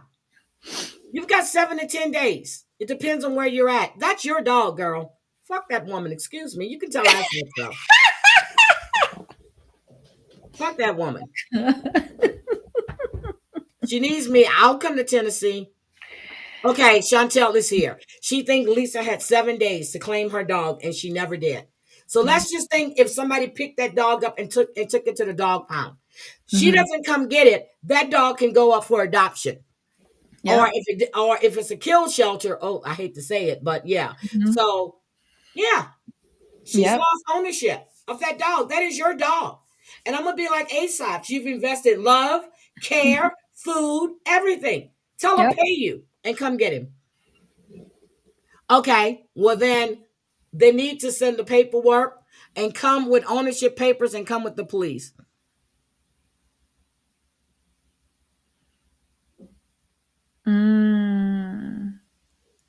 Yep,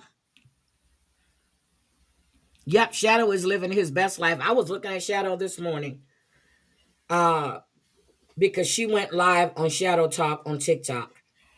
Well, I was looking at all the dogs. But yeah, I'm telling you, one thing I didn't have, Jordy was never chipped. I don't think at the time they were doing chipping, but Jordy was never chipped. If I got another dog right now, that dog would get chipped. Mm-hmm. Yep. So get her chipped is your dog. And undoubtedly she hasn't run away again because she loves where, or he loves where he's at. That's right. He's found his purpose. Yep, he's found his home. He's found his forever home. Mm-hmm. Point blank. But as a full disclaimer, these are just our opinions. We are not, we have no legal accreditation whatsoever. But yeah, that's our opinion. Yep. So it's all our opinions, but you can check with any local animal shelter. They will tell you how to handle it if you want to. You can call the clerk of the court, but I'm telling you, that's what they're going to tell you. That's your dog. He's in the house. He's at his forever home. Yeah. That's your dog. That's it. If you want to start a TikTok page, do it, girl.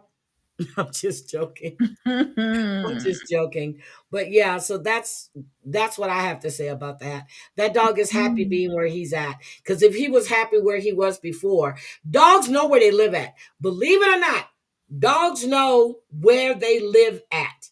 They can always find their way back home. So yeah, dogs have a great sense of knowing where they are.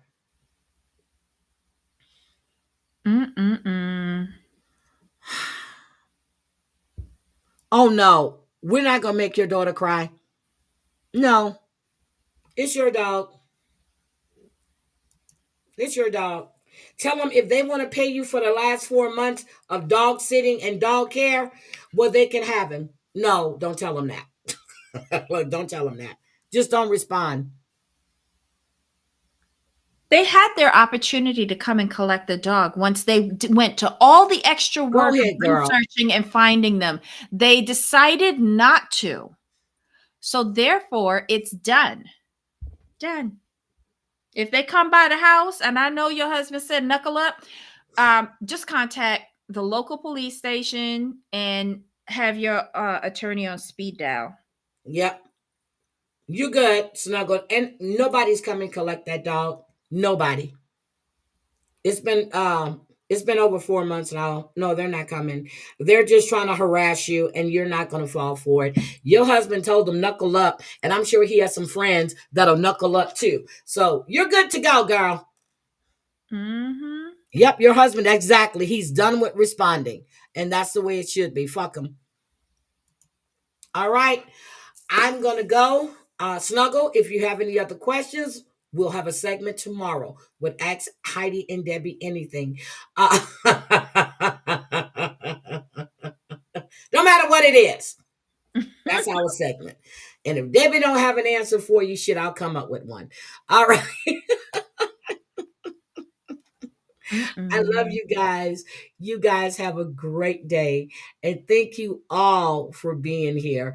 I really, really, really appreciate it. And we are out of here. Bye, guys. Bye. I think I played the music. I don't know. All right, we're gone. Bye, guys.